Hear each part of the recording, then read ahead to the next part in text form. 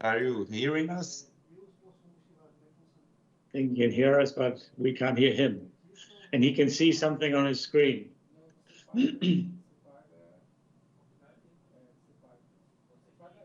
I'm not sure if he is hearing us. We can wait. Here we are. Yeah. Hello all together.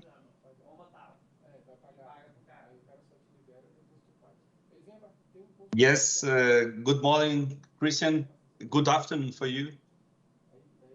Yeah, thank you very much. So, Jayan, I think we can start, shall we? Of course. Yes, good morning to those in Brazil. Guten Tag to those in Germany.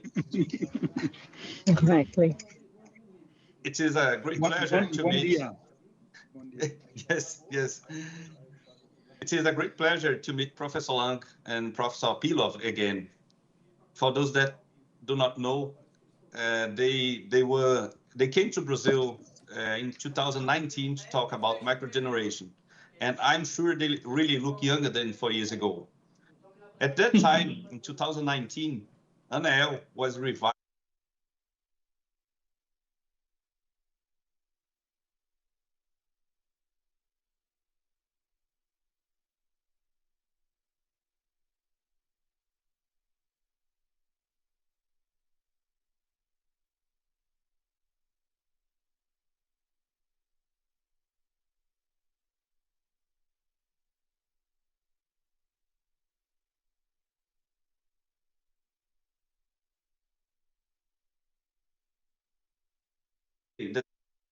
On the international stage and want to contribute to the achievement of global environmental goals.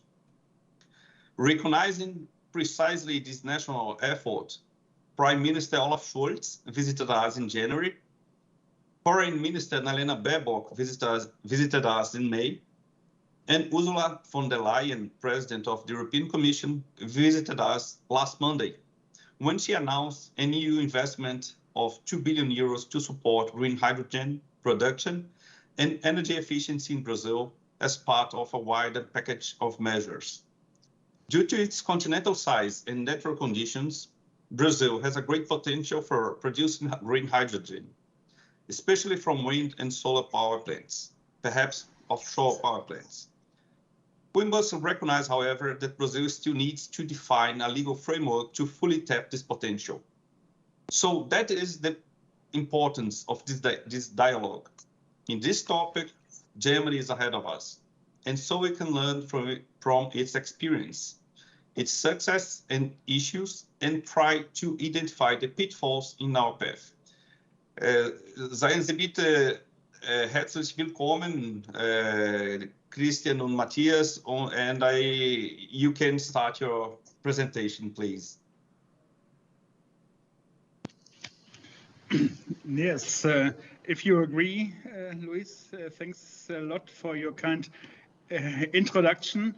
Hello to everybody in our round table on the legal frameworks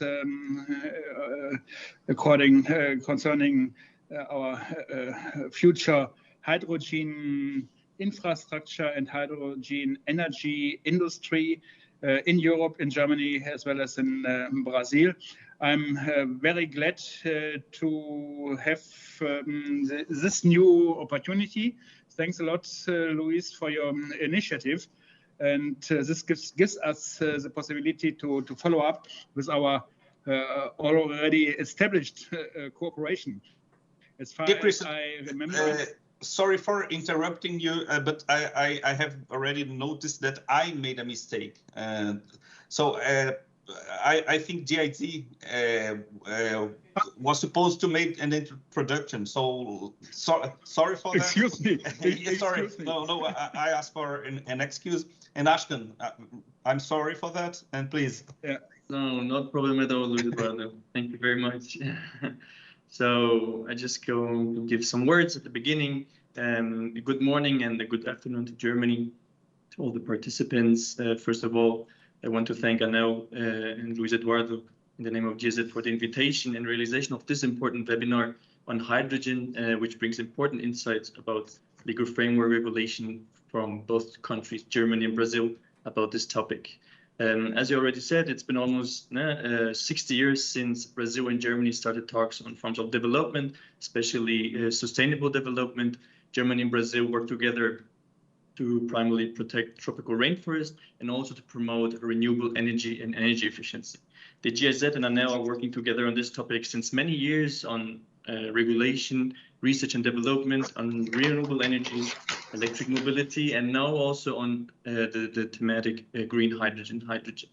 The project H2 Brazil, expansion of green hydrogen in Brazil, is another activity of the German-Brazilian cooperation, which is implemented by the GIZ and the Ministry of Mines and Energy and financed by the German Ministry of Economic Cooperation and Development, BMZ. The objective of the project is to improve the legal, institutional, and technological conditions to develop a green hydrogen economy in Brazil.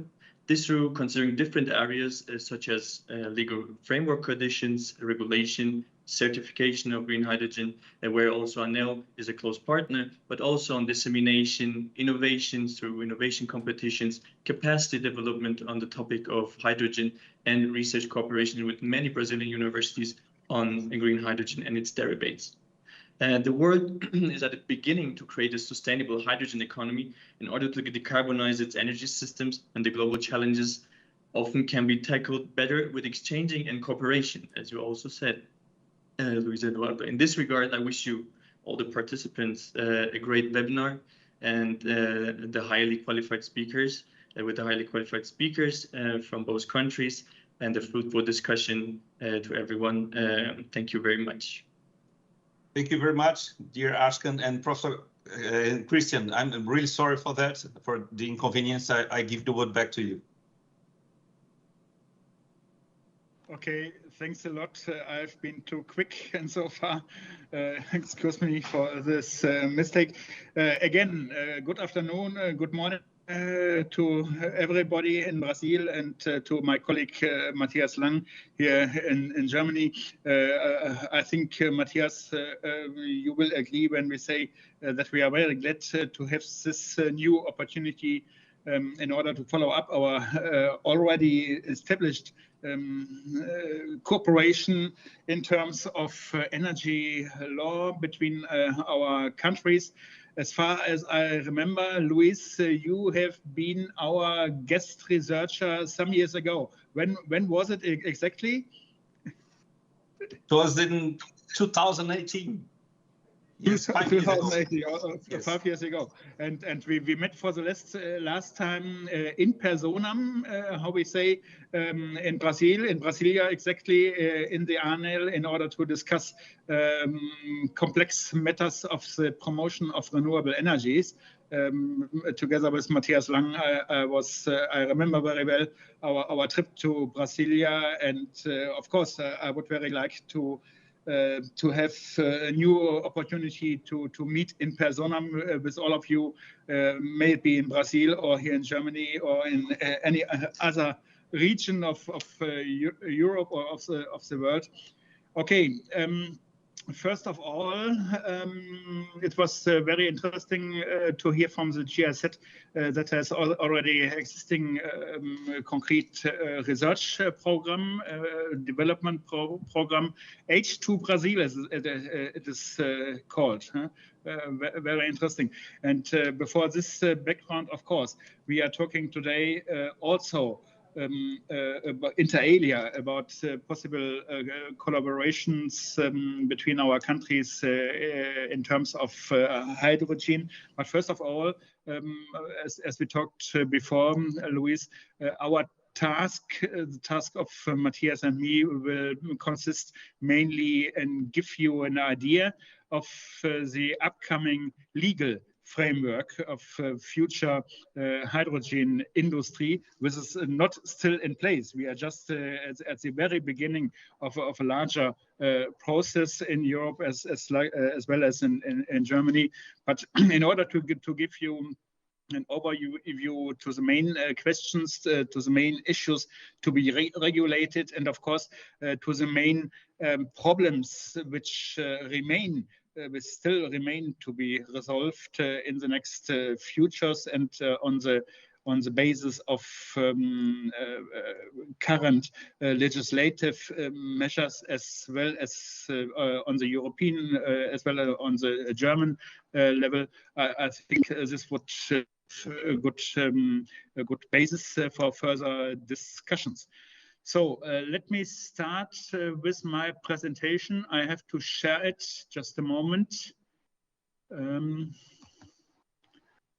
I don't know how it works now with this program.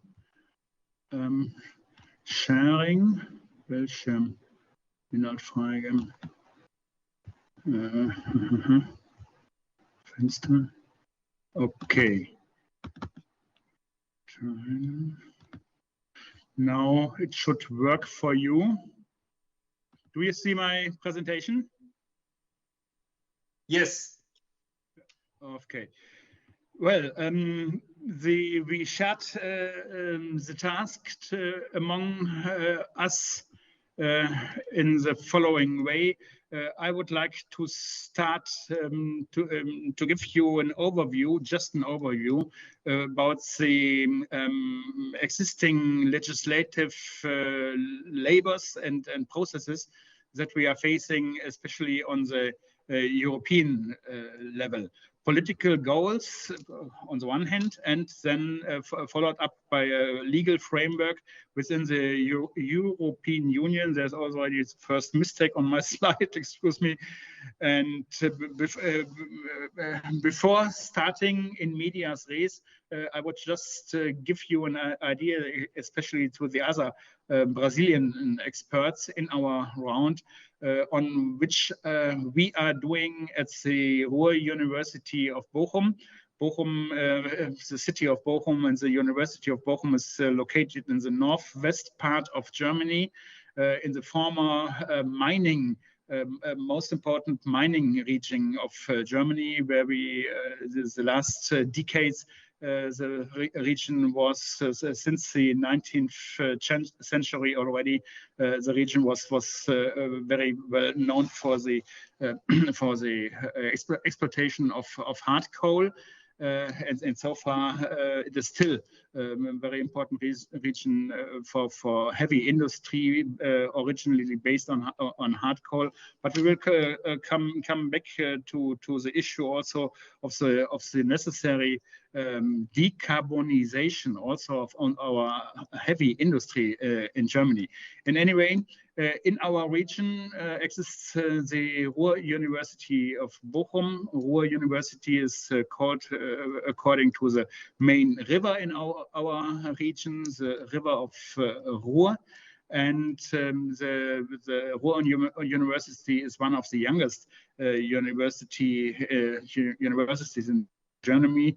It's something more than 50 years old only, but it is at the same time one of the largest university in Germany. It is a full university. We have all kinds of faculties under the ceiling of the same university, beginning with natural sciences, very important also engineering sciences, legal, social, economic sciences, arts, etc., etc. And I have the pleasure since 2004 to be the managing director of our Institute for Mining and Energy Law. Our institute exists already since 1988, and we deal with all kinds of research, teaching, and also consulting in all legal matters of natural resources and energy supply. Including in this field, of course, international and any day, each day, most important than ever, international and European cross-references, or in other words, cross-references, of course, to the international public law, especially the climate protection law and the law of the European Union. But besides our fundamental works in the field of energy law. We are also cooperating broadly in an interdisciplinary way with other institutions of our university and in other university, as well as on the international level. You can see it that we are participating in big European research, European and international research projects. I put here in the slide only as an example our project Elegancy. Elegancy, that's the abbreviation for enabling a low carbon economy via hydrogen and CCS. You all should know the abbreviation CCS. It stands for carbon storage and separation. And so far, we are also cooperating in an interdisciplinary way with engineers, natural sciences, etc., in our own research department called Closed Carbon Cycle Economy, where we used to initiate and to realize research projects on all kinds of questions and problems in this decarbonization sector. We have an own doctoral school with the same name, Closed Carbon Cycle Economy, where our PhD alumni are working together also in an interdisciplinary way, and so far.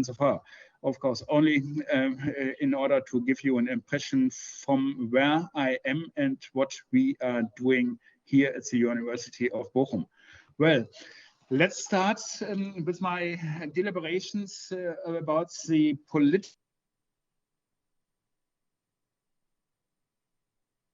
steps in the direction to an own legal framework for hydrogen on the European level. And in my lecture, I would like to proceed in the following way. First of all, I would like to give you some preliminary remarks, in particular concerning the relation between the European law on the one hand, the European energy, and also European hydrogen law on the one hand, and the national laws. The national laws of the up to now 28 member states within the European Union. In the second steps, I would like to develop an overview about the main the key policy goals, the key policy goals of the European energy, as well as of the European climate protection policy. And the third step would deal, as already said, with an emerging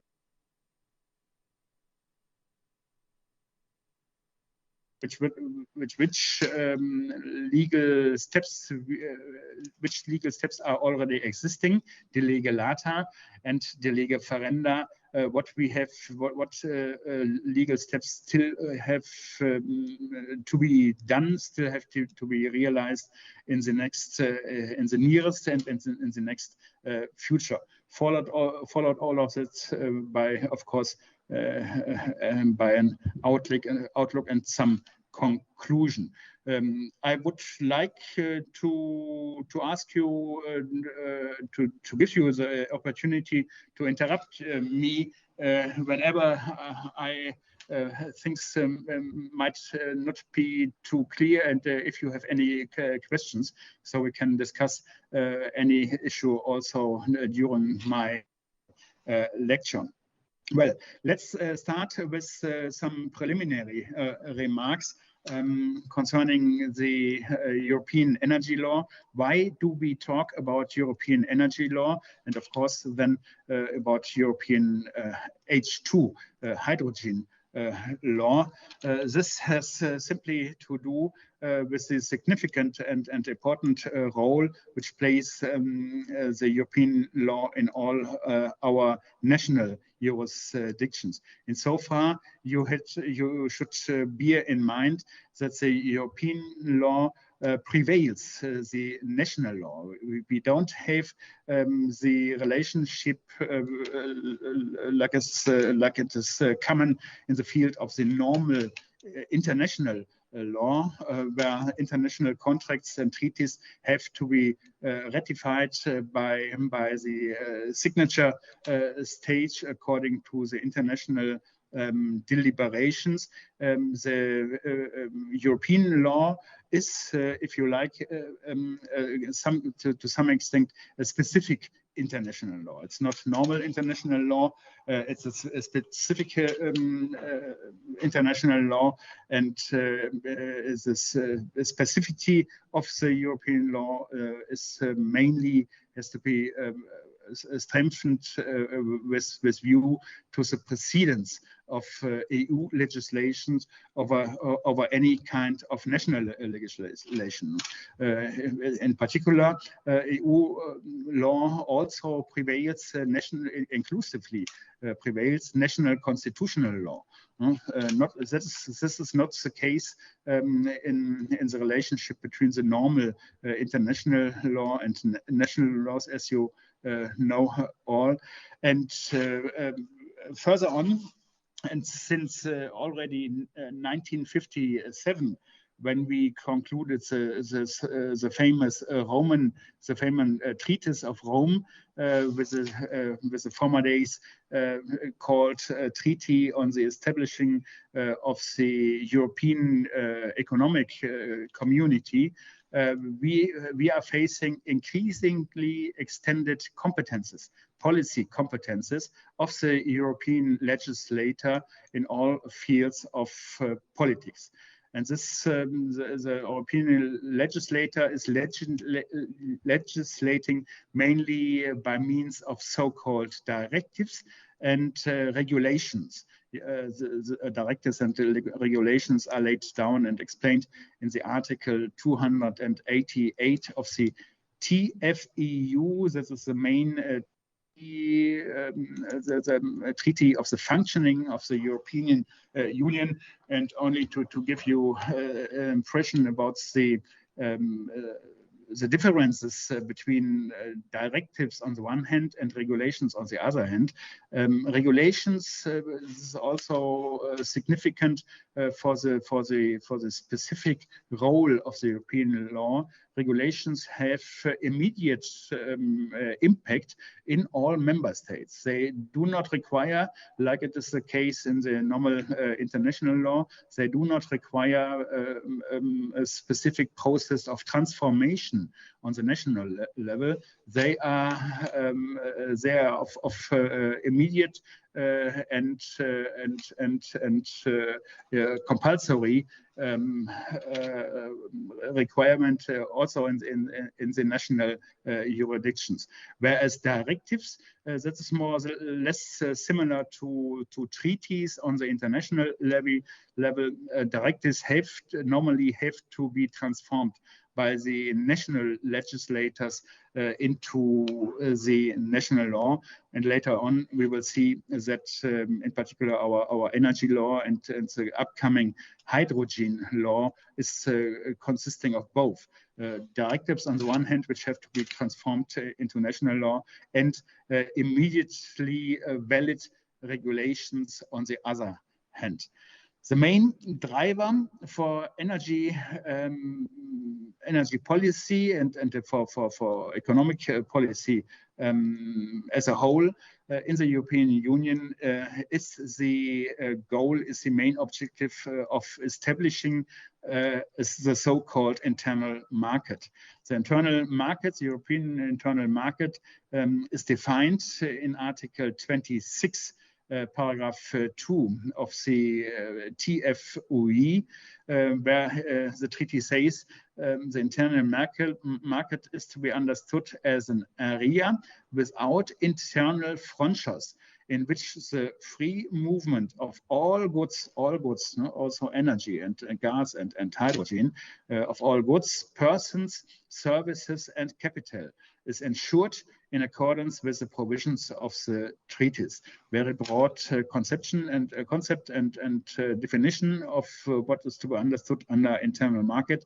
And only to give you an impression of one of several crucial policy competences in this context is the Article 114 of the treaty, where the treaty says the European Parliament and the Council, the representation of the governments, of the national governments, of the governments of the member states, the European Parliament and the Council shall adopt measures, all measures, if you like, for the approximation of the provisions laid down by law, regulation or administrative action in member states, provisions laid down in the national law, which have as their object the establishment and functioning of the internal market.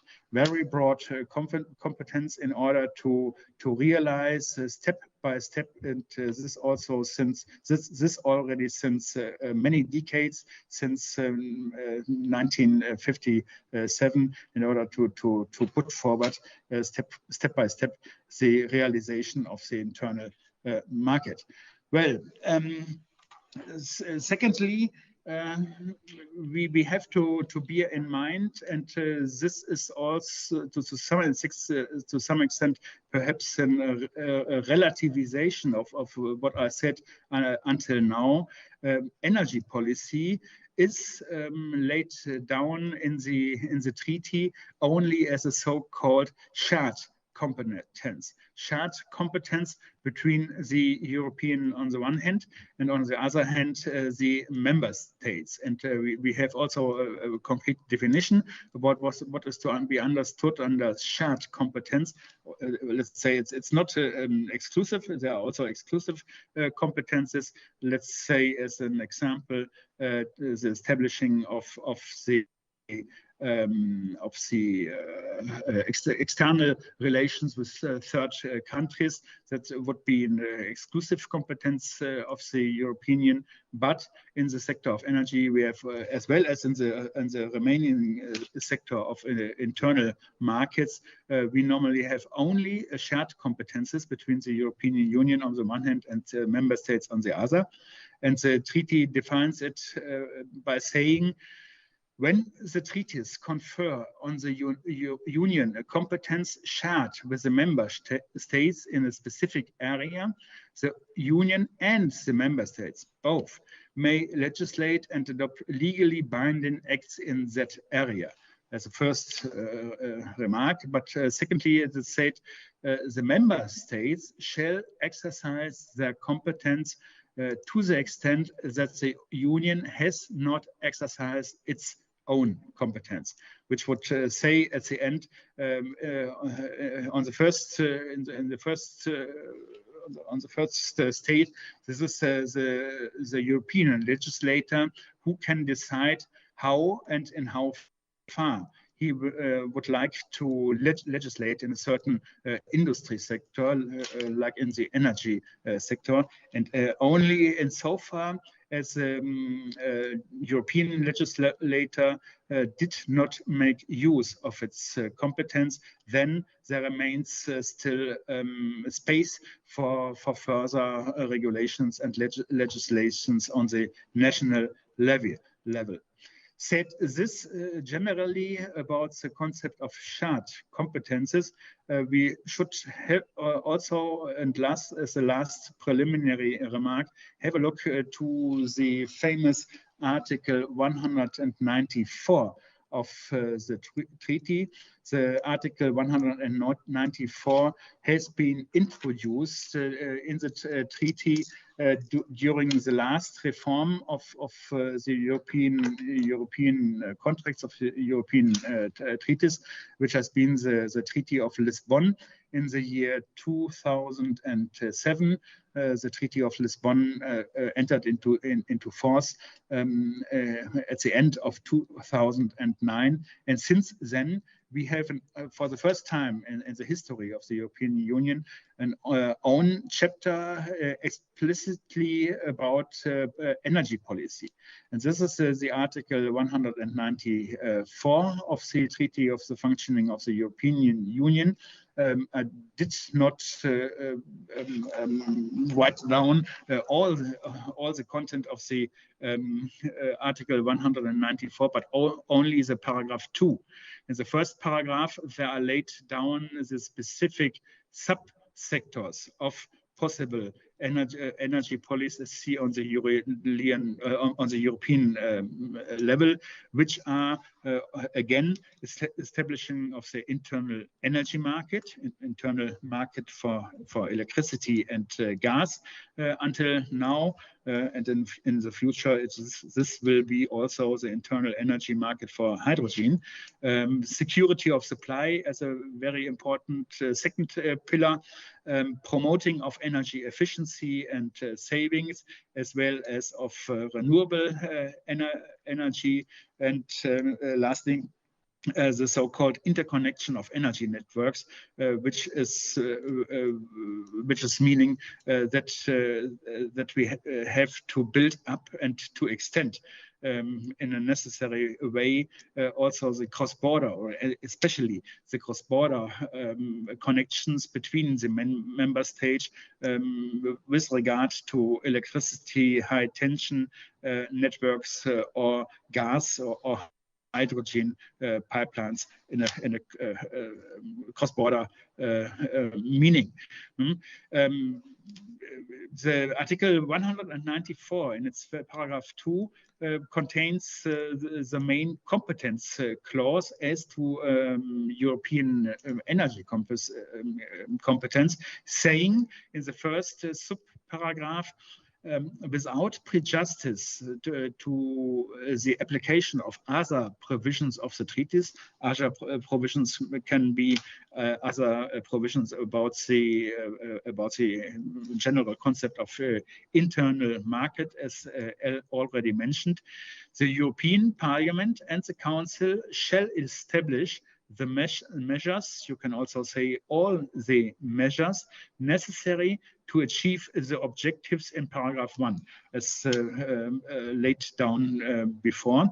This on the one hand, but this is very important in this specific norm, the more or less general competence for European energy policy is relativized immediately by a second paragraph, where it says, however, such measures of the European legislator shall not affect a member state's right to determine the conditions for exploiting its own energy resources, its choice between different energy sources, and the general structure of its energy undertakings and energy industry. The last words are failing on my slide. Excuse me, please. And so far, you can say here what has been the case since ever in the process of the European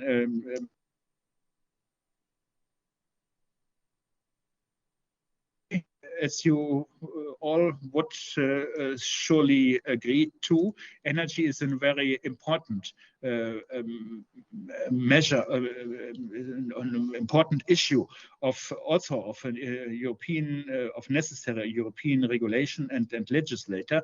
But on the other hand, there exists since the beginning of the integration a kind of jealousy. The jealousy of the member states against the European policy. Energy policy is regarded by most parts of the European member states as a main pillar of national sovereignty. And so far, it has been very difficult in the past decades in the development of the European integration to transform energy policy competences to the European legislator, which is simply due to this kind of jealousy, national jealousy against any kind of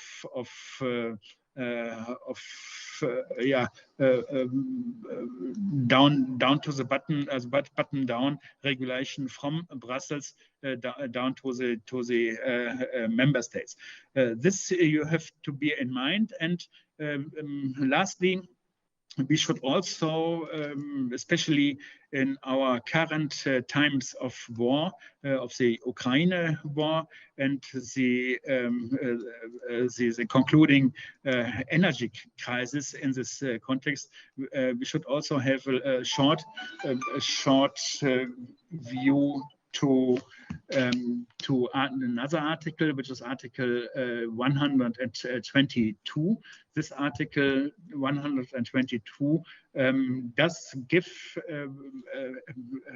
a side of the until now designed and explained general competences of the European legislator, gives a certain competence to the Council, only to the Council, not to the European, letting aside the European Parliament, only to the European Council in order to establish measures in the spirit of the so-called solidarity between member states upon the measures appropriate to the common economic situation, in particular if severe difficulties arise in the supply of certain products, notably in the area of energy.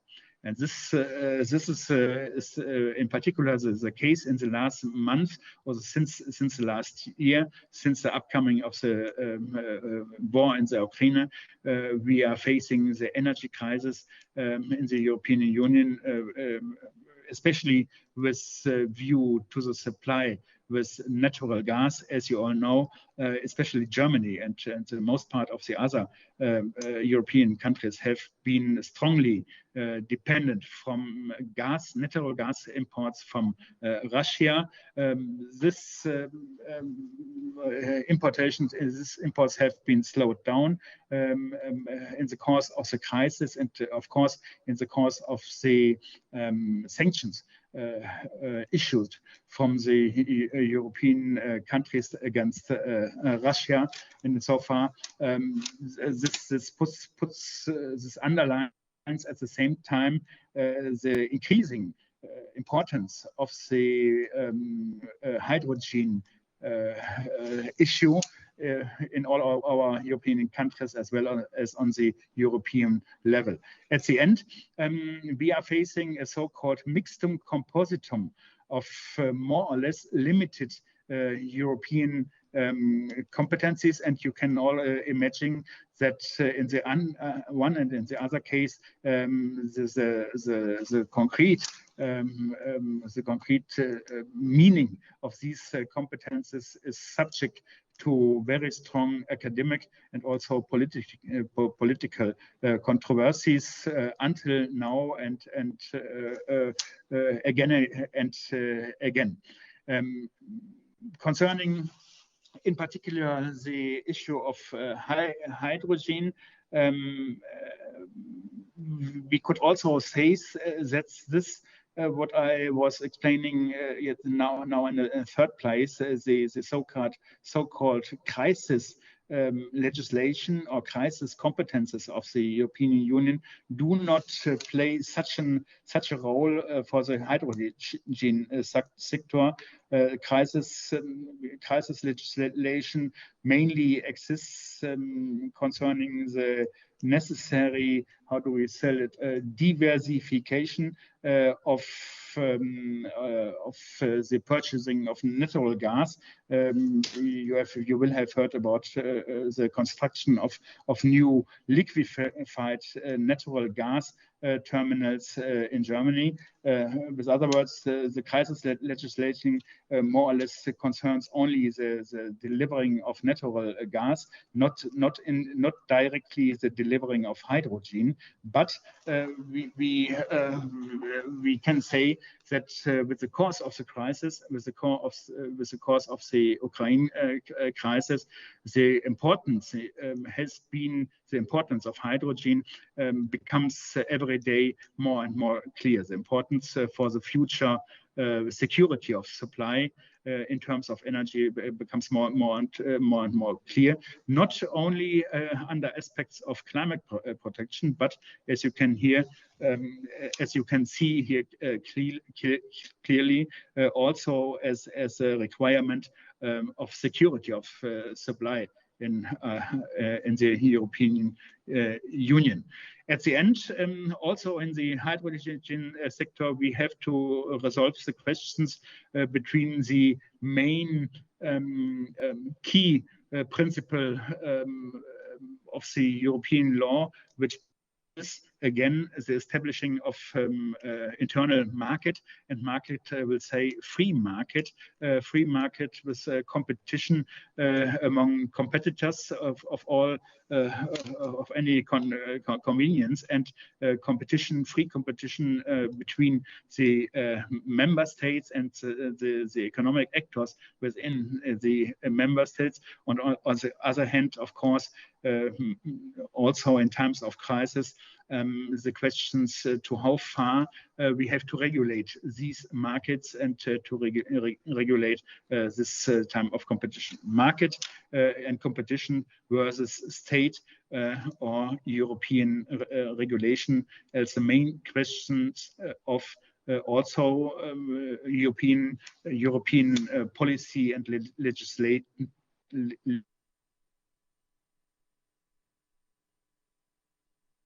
If you like, follow up with the second point of my lecture, key policy goals.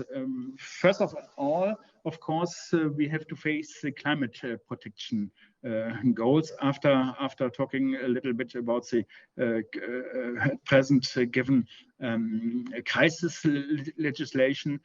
Since many years, the European Union is dealing with climate protection issues, especially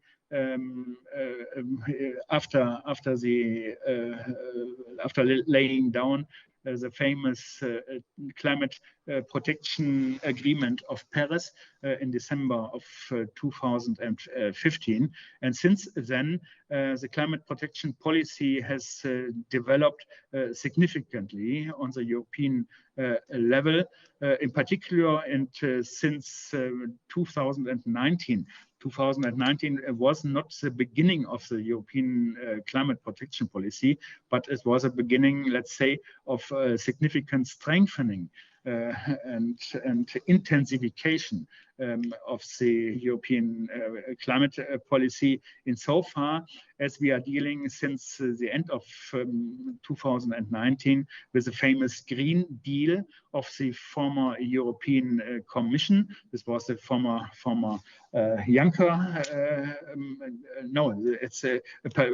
It was the Commission, or it's still the Commission under Ursula von der Leyen. She was already mentioned, and she visited Brazil in the last day, as I learned. Well, Green Deal as a decision of the more or less only political decision of the European Council,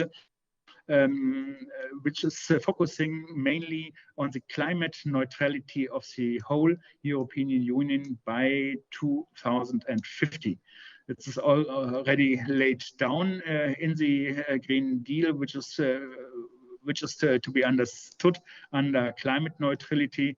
The Commission says becoming climate neutral means that by 2050, EU countries will have to drastically reduce their greenhouse gas emissions and find ways to compensating for the remaining and unavoidable emissions to reach a net zero emissions balance. So far to the concept of climate neutrality. And in December 2020, the Commission went inclusively one step further there was a decision then also of the European Council, of the representatives of the national governments, that the union emissions will be cut by at least 55% already until the year 2030. Before that, before December 2020, there have been prevailing other political objectives. As far as I remember, they wanted to reduce emissions until 2030 only by 30 or 40%.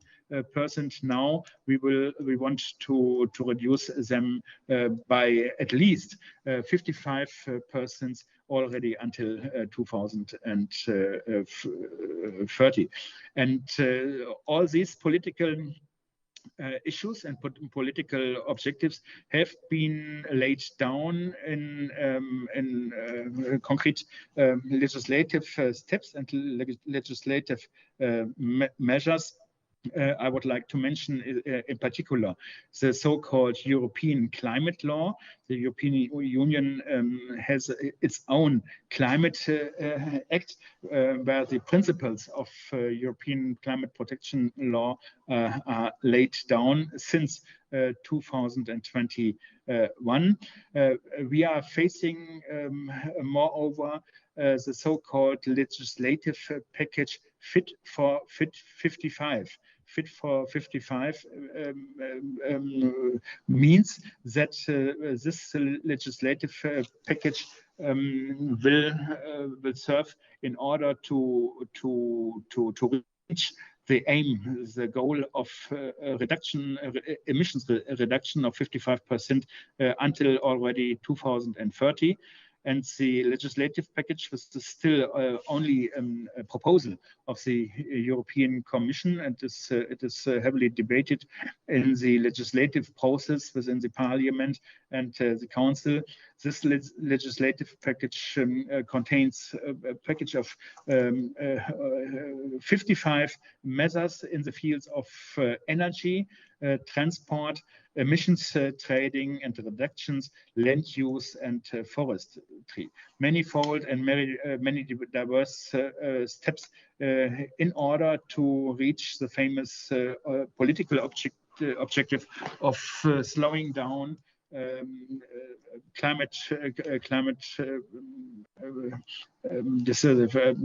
emissions until already of 55% until 2030. You have also heard of the famous Green Deal. I already mentioned the famous Green Deal of the European Union, and on the basis or as a development of the European Green Deal, there's also planned not only in force, not already laid down in a legislative act, but as a political plan of the European Commission, there shall be a net zero industry act in order to support, in particular, the European industry, the energy highly, in particular, the highly energy consuming industry in the European Union, against the background of the famous, not only of the famous US Inflation Reduction Act. I suppose that you have heard about the legislative package made by President Biden in the US, but also before the background of the Chinese initiatives in the field of climate change behavior, climate change technology, and so far.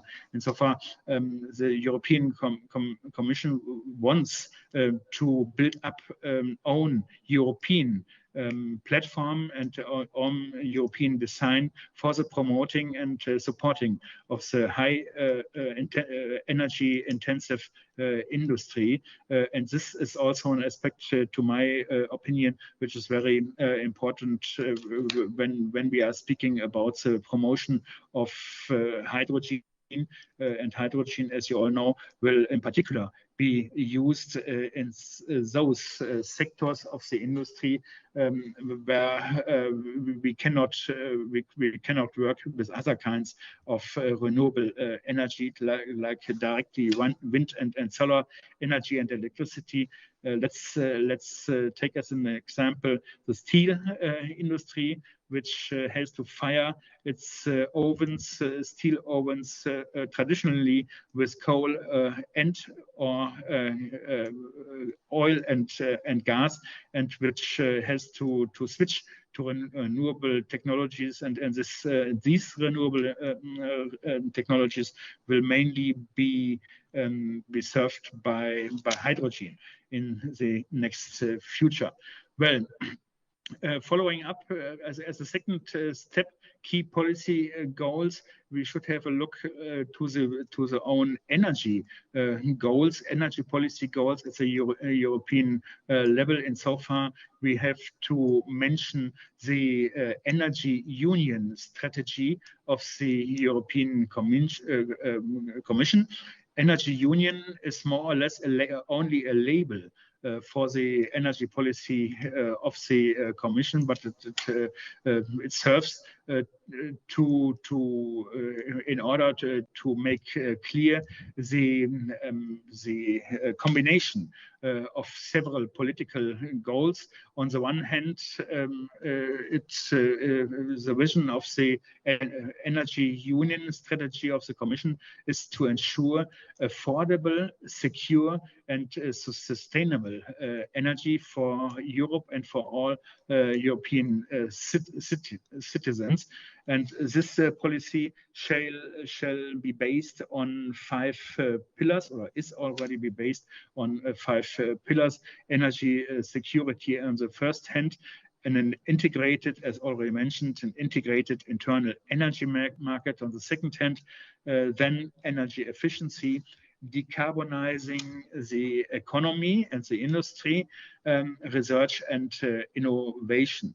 The main objective of this new strategy, not so new, the energy union strategy already exists since 2015 and has been developed step by step since then, with several State of the Union reports, which you can find in the internet sites of the European Commission. In any way, the main objective of the Energy Union strategy is also called Energy and Climate Union, is bringing together, fitting together security of energy supply on the one hand, and the climate protection and sustainability objectives on the other.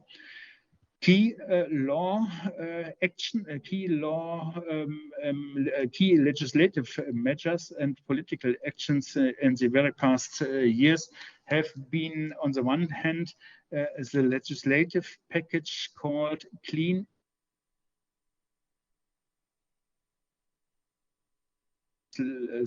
latest bigger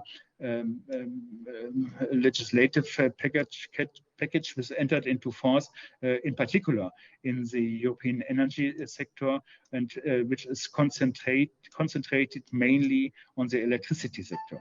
There has been a reform of the electricity sector, of the general rules for the internal market of electricity in the Union, with for instance, a new directive on the internal market of electricity.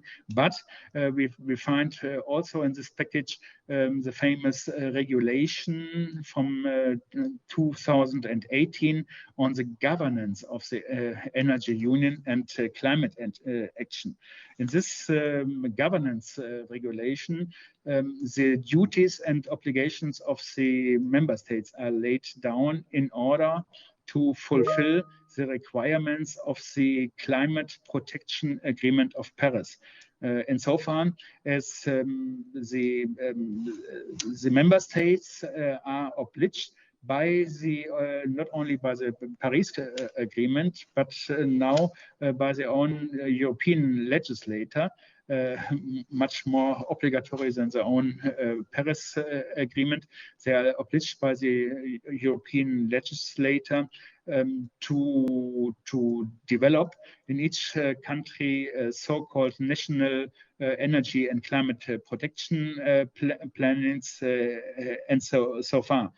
Governance means transformation of the Paris process into the member states, and I should inform you also about the fact that besides the 28 member states of the European Union, also the European Union itself has signed and ratified it, the treaty, the agreement of Paris. The European Union itself is also a member of the Paris process. Well, then and lastly, and again in the course of the already mentioned crisis legislation and crisis actions, before the background of the Ukraine crisis, we have had the so-called Repower EU plan in May of last year, May 2020. Again, a political plan of the European Commission with several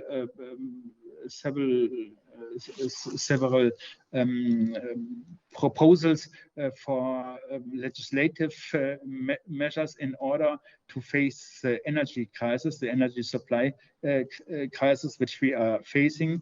As already said, this crisis law does not affect immediately and directly the hydrocarbon sector, but at least indirectly it is of big importance also for the hydrogen sector.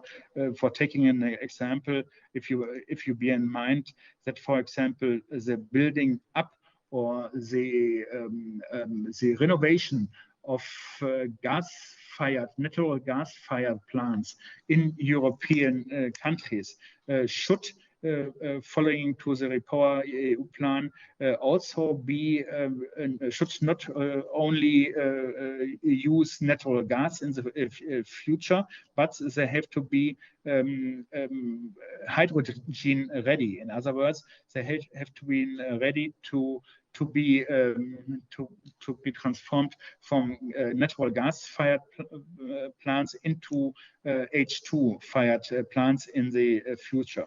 Only for having one example for the at least indirect importance of the Repower EU plan in our context. Well, and finally, we are coming to an own European hydrogen strategy, which is already existing since 2020, which has been issued in the course of the already mentioned Green Deal policy and Green Deal strategy of the European Commission, and as well has been accorded by all the governments of the member states and the European Union. Dear Christian, sorry to interrupt you, but could you please conclude in 5 minutes? Is it possible? Oh, I'm reaching to my hydrogen deliberation. I will try to give me 10 minutes. Okay, thank you very much. Thank you very much. Then now, hydrogen strategy, political strategy, in particular concerning the future of hydrogen within the Union. Hydrogen plays a key role, is contemplated like a key driver in the course of sustainable energy transformation, and as we already have seen, also in the course of securing energy supply. in the Union, and it is strengthened also the big importance of hydrogen in the course of system integration. I don't know if you are oriented towards the issue of system integration. System integration means that we want to supply not only the electricity sector, but also the transport sector and the housing sector, the house heating and cooling sector, by means of renewable energies, in particular by means of electricity or hydrogen produced on the basis of renewable energies. And so far, the role as key driver for hydrogen may be clear in our context. At present, only hydrogen accounts only 2% of the European Union's energy consumption in a total.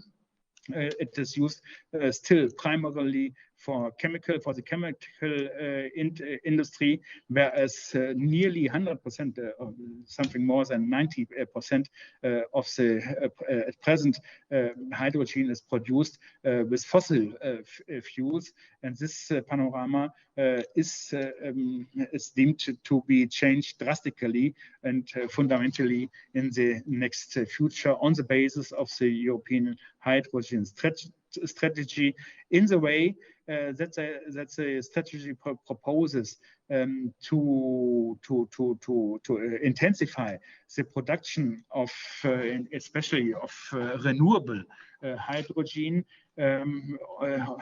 already until the year of 2030 by 10 million tons of renewable H2 and up to 10 million tons already. Oh no, this is in 2050. It must be. This is wrong in my slide.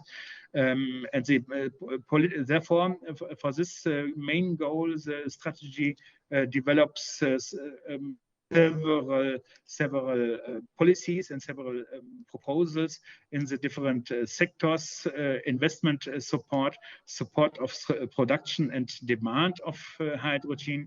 They will create a hydrogen market and infrastructure, hydrogen internal market in the same sense as before the internal market for gas and electricity, followed up by research and cooperation, and very important from a Brazilian perspective, I would say, strengthen also any kind of cooperation and international cooperation in this sector. I will explain you further detailed questions on the hydrogen strategy, but in view of the time, I'm already going for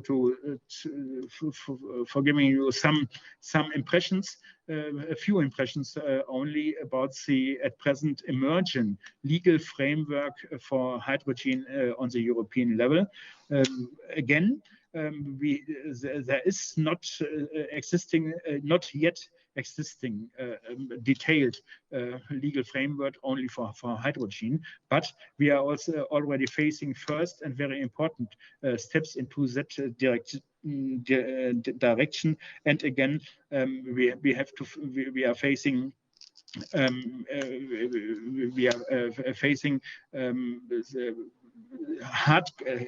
as we could say, hardcore obligations for the member states. They are vinculated directly by the European legislations in this context. I would just like to divide between measures which already have been taken in our context and measures which de legislata, legislation de legislata, and measures on the next slide, de lege ferenda, which still has to be developed. In these days, there are already some further proposals on the table.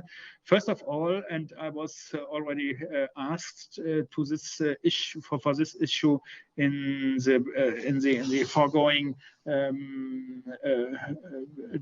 video talk that we had at the beginning of this week, what is meant exactly renewable hydrogen by the European legislator. Since a long time, we did not have any kind of clear definition on the European level on what is to be understood under green or even renewable hydrogen. The legislator itself is talking only of renewable instead of green hydrogen. The main important legislative act in this context is the Renewable Energy Directive, which already dates from 2018. And since 2018, we are waiting for a so-called delegated act of the European Commission. The European Commission can under certain conditions, act own delegated acts delegated from the own legislator, from the council and from the parliament. And we have been waiting for more than 3 years for a clear definition of what is to be understood under renewable energy, renewable hydrogen. Now, in February of this year, finally, and after long waiting and long discussions and deliberations, the Commission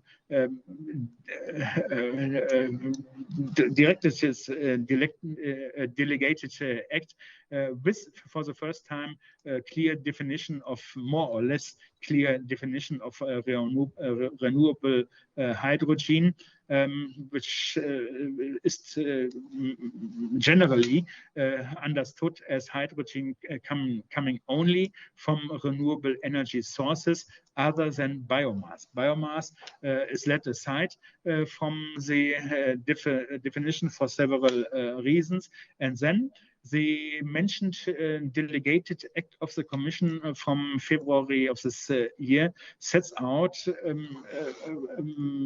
a series of different criteria which have to be fulfilled.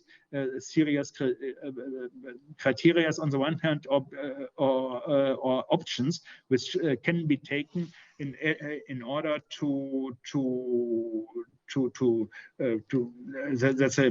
the hydrogen produced and consumed will be regarded under the ceiling of the Renewable Energy Directive as renewable or not. I've put down in the slide some of these criteria, not all.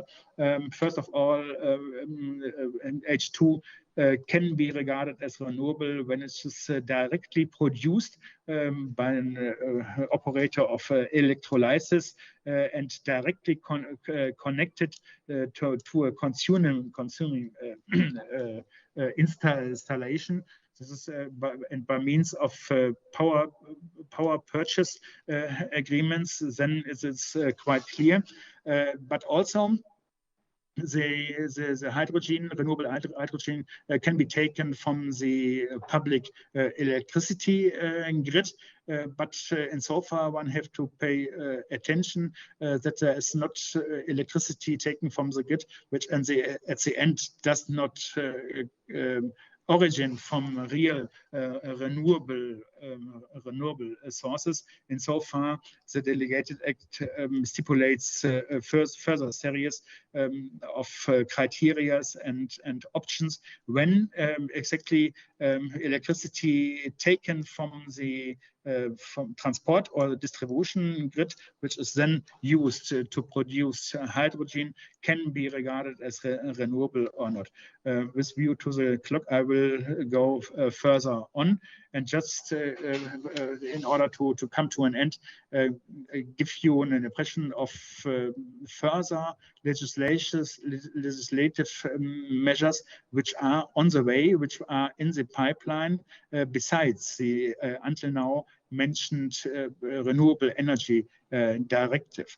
And so far, we have to underline, this is very important in our context, the already existing proposal of the European Commission for the new directive for an internal market for renewable gases, as well as for natural gas and hydrogen. We have had in the past already directives on the internal market for natural gas, of course, but now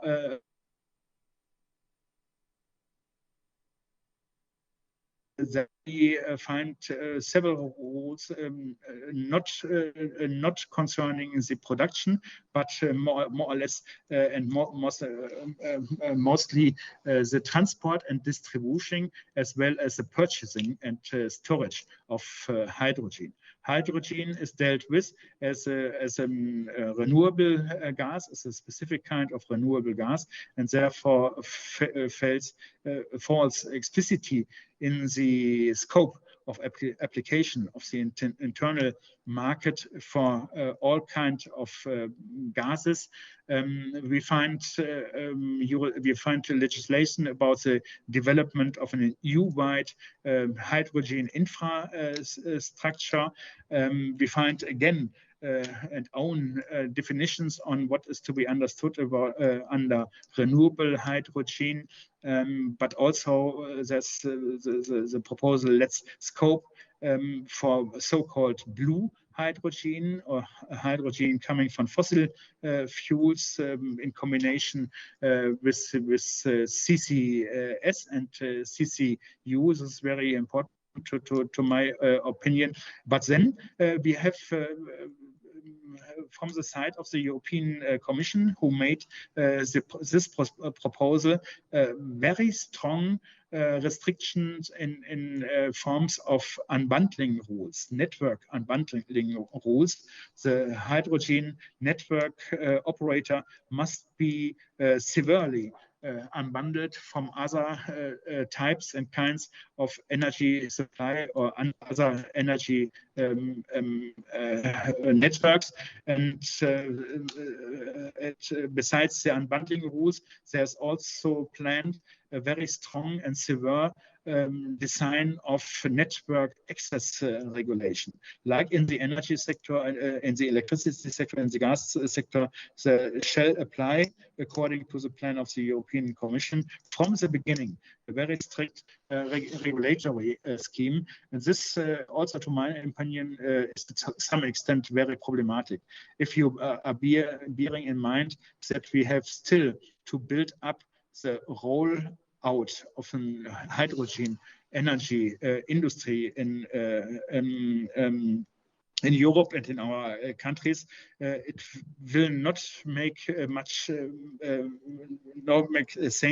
sense to work from the beginning with a very strict and severe design of regulation and unbundling.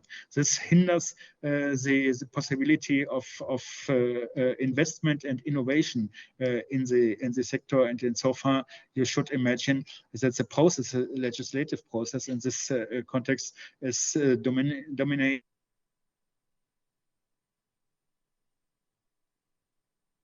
in our context concerning inter alia the possible financing of new networks. Who will pay for new hydrogen networks in the very next future? If not the operators of already existing gas networks.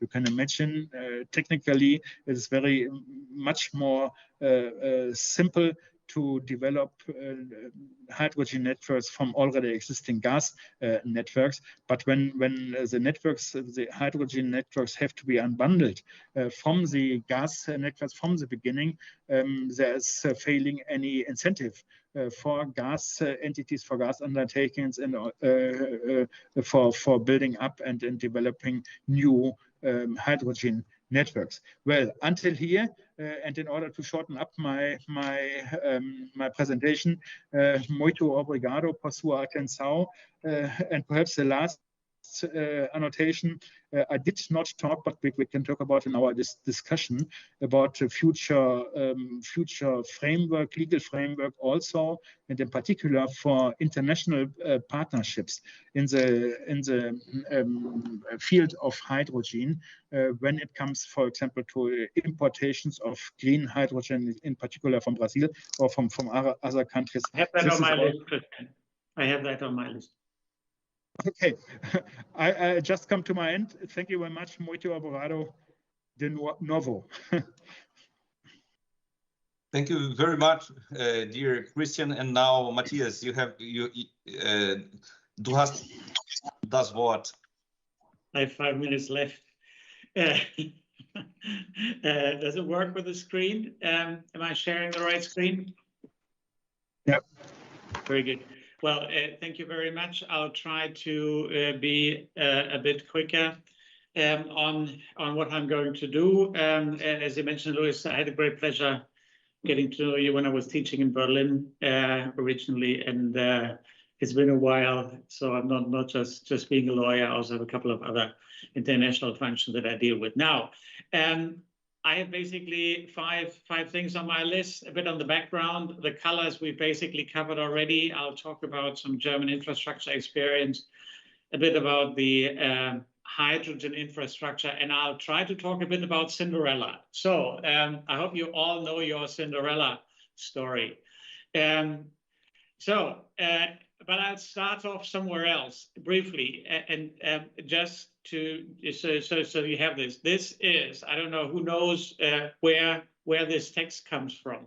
Water will one day be employed as fuel that hydrogen and oxygen will constitute used singly or together, inexhaustible source of heat and light. So that is Jules Verne, the mysterious island, 1870. So we've been working on this, not in Germany, but around the world. England was always ahead, industrial development. So it took a while until we got there.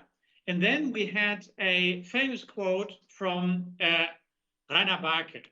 Those of you who don't know him, he is a very influential person in German energy policy, a green politician historically. He called hydrogen the very expensive champagne of the energy transition, and he didn't like it. And it wasn't and that is really, really relevant because he's been one of the founding rocks of green energy policy, and he was even, well, he ended up being the state secretary in the Federal Ministry of Economic Affairs, even when it was run by a social democratic minister. So he didn't like hydrogen. I mean, maybe he likes champagne, but he wasn't really a great fan of it. That needs to be taken into account. That's why it took quite a while for Germany to get into it. So, and just for those of you, if you think what I'm saying is a bit boring, you can read up what the Cinderella bit is. And one of the questions we will be discussing at the end of my talk is German hydrogen a Cinderella fairy tale? The plot, who plays what, we'll come back to that later. You can try to find it in the background. Now, Christian already mentioned hydrogen strategy. Germany, 2020, so 2 years after Rainer Barke left, Germany actually did develop its own hydrogen strategy. It was published in 2020. Actually, briefly before the European hydrogen strategy was published, it's available in English. You will have the presentation afterwards, and then if you click on the national hydrogen thing, you will actually guess it. Ashkan, I'm sure you know it all, and I've seen all the great work EZ has done with Brazil and on the work. So it has a couple of key elements. I'll just pick out 5: scaling up of hydrogen production, infrastructure development, market ramp up, research and development, and the last bit on the list, but not last but not least, of course, is international cooperation.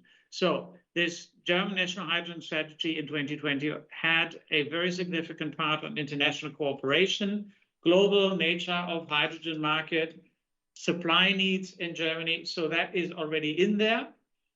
And it has been followed through. And I think the Brazilian-German energy partnership work is sort of part of that big international thinking. This strategy is now 3 years old, which in traditional energy terms is nothing. Well, traditional energy thinks in 30-year terms, but modern energy, 3 years is like computer times, is a long time. So we actually have important changes in the framework in the meantime, as you all know. One, an accelerated interest in climate change development. The second one, is the Ukraine war has massively increased in Germany awareness about dependence on Russian gas, natural gas, and the need to find an alternative. Then commercially, the US, and Christian mentioned it, the Inflation Reduction Act has changed the investment landscape internationally. So 3 key areas that actually require a revision that was due, and it was supposed to come last year. We've seen a couple of leaked drafts, more or less. It's not yet out, but I think we will get it. There have been some complaints that it's not fast enough, that we need to do more. I need to change it. And I must say, I tend to agree with some of the things. This is now very fast changing everything. So it's like renewable energy policy. I mean, when we started renewable energy, you need to revise basically every year where the things are. And this is, so where will we get something? The 2020, when the national strategy came up, basically many people realized we don't really know what we're talking about. I mean, that's not what the official thing is, but there was a National Hydrogen Council was established, and the first thing, well, one of the first things National Hydrogen Council did was ask 3 institutes, Fraunhofer, a renowned research institute, to basically look at what everybody else has said recently about hydrogen. So I looked at that, see what scenarios they have, and sort of to get some baseline where we stand. That is also available in English, and I think it's quite helpful. The things that I have here, there are 3 years that have been taken into account: 2030, 2040, and 2050. Now, what we can see in 2030 is that we can't see much. That because here on this axis is the product demand. So there isn't really all that much. But if we look at it, we see that it's quite colorful and that the difference is actually quite big between what we have from close to nothing to almost 100 terawatt hours. So there's quite some difference. And when we look at the different colors, the colors is who is going to use hydrogen. Again, we see that there is quite some discrepancy between the analysis, and that actually continues for 2040, and it's easier to see in 2050. Now, I mean, predictions are always difficult when they relate to the future, but to me, this is very clear that we don't quite know what this is. So we just need to be mindful. I mean, Jules Verne in 1870 said this is going to happen then. Well, now we are in 2030, 40, 50, so there is some uncertainty based on the data that we have. That continues also, and quite relevant for the Brazilian-German partnership, import quota. How much hydrogen do we actually need? Again, from the 21 study. When I look at that study, maybe a politically incorrect response will be, we have no idea, or close to or little idea, because we have some who think, well, yeah, probably nothing, to widely varying differences and how much do we actually need. So I think that's, well, Germany, we don't know it. But when you hear the German discussion, you often think that people know what we need. But when I look at the underlying data, I think very often we don't really know how much it's going to be. So we currently don't know how much hydrogen we will need in the future. I mean, we've been looking into this for at least 3 years, a bit longer now, but we still have some doubts.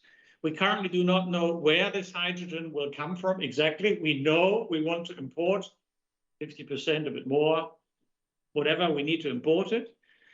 We do not know what the hydrogen will cost. One of the big parts, which we tend to omit. We think we know pretty confidently that we actually need it, which I actually think I tend to agree, especially after the start of the Ukraine war.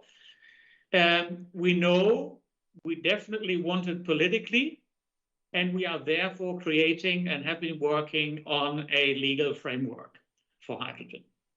So it's in Germany, EU, member states everywhere, I think around the world, we're doing this.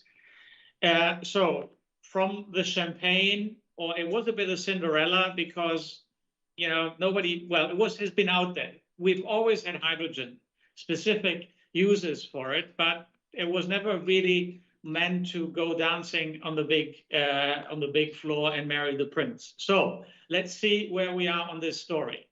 The hydrogen part, in the interest of time, Christian, we had this for a short amount of time. We actually had a German definition on green hydrogen that went away. We now have, and this is what Christian already mentioned, the color scheme. Well, on the European level, the terminology, and you mentioned that, Christian, is now renewable hydrogen, the draft delegated act coming up with qualifications. So it's the German scheme. It was always intended to merge into a European scheme, but now I think with the draft delegated act is what we have.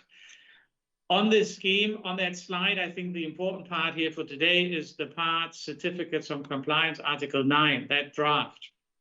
See, regardless of where that comes from, the hydrogen, there will be a scheme that can be on the European level. We will have some kind of scheme that recognizes renewable hydrogen. So in particular, when we talk about the imports, this is obviously very important that whatever hydrogen we import qualifies as renewable, so people can do what they want to do with it.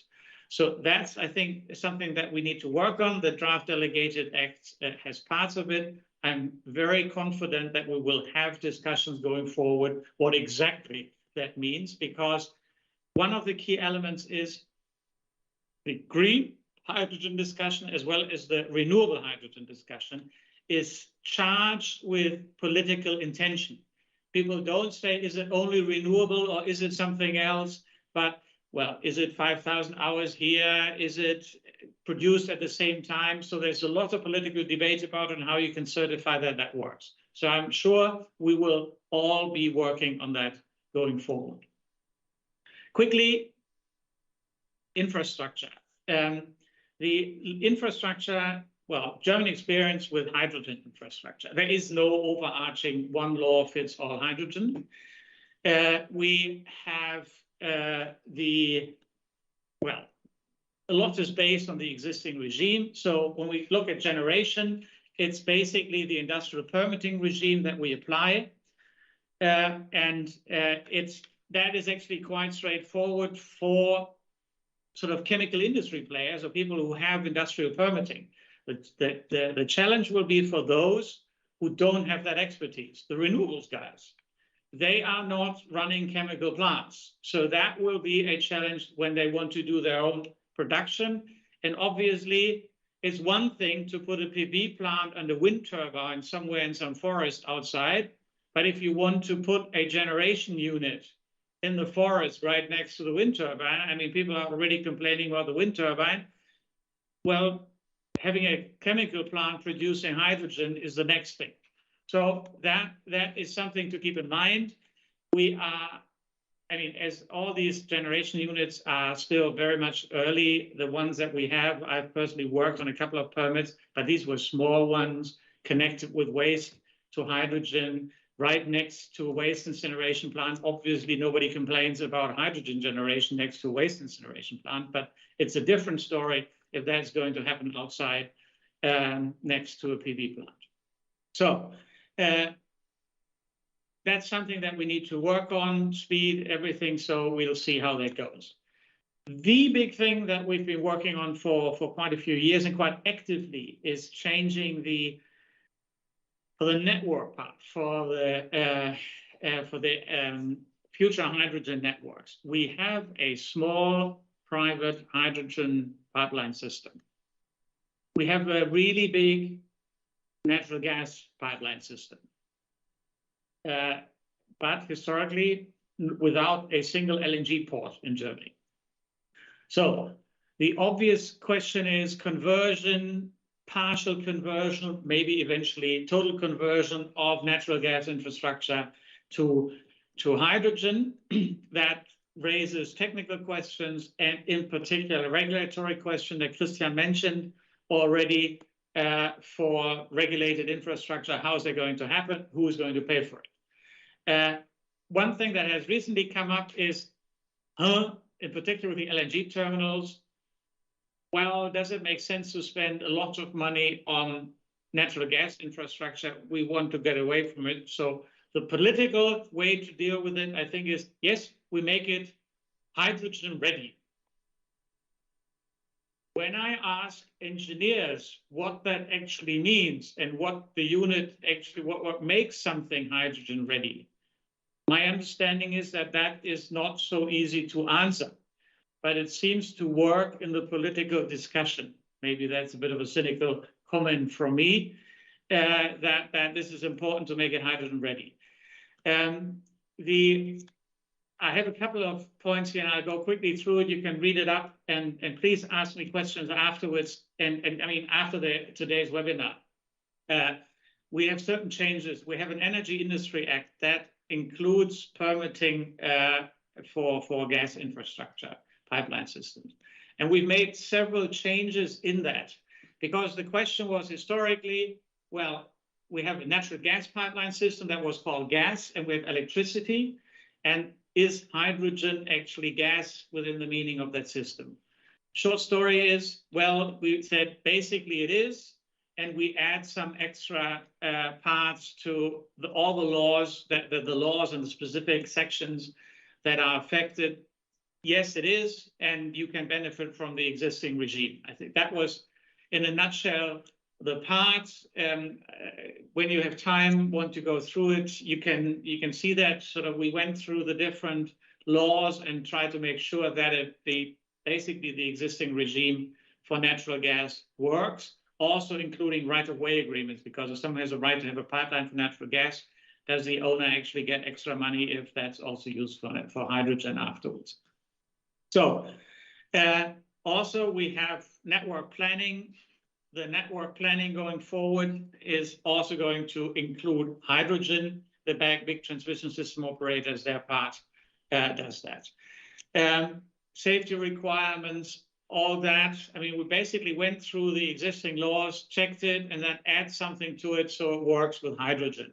So also certain approval procedures, try to make it quick or reduce environmental impact assessment, because we now want it. We made some changes to the law to at least try to make it work. In addition to the specific legal changes in the Act, I think it's worth noting that the natural gas transmission system operators are quite active in their project. So they're all working on projects commercially, making sure that works. They're going to conference meetings.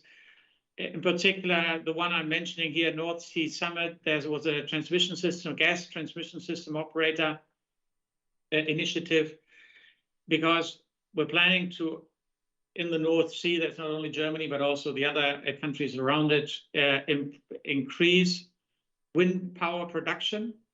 And the big question, of course, is once you have those quantities, what do you do with it? And one idea is turn it into hydrogen, and then at least we have some form of storage for the power. That is something that is working. The actual players who do that are active in this area to make sure that they are on the table. So there's a mix. They are sort of ahead of the legal framework. So they say, okay, let's do it and then see how we can do it in practice.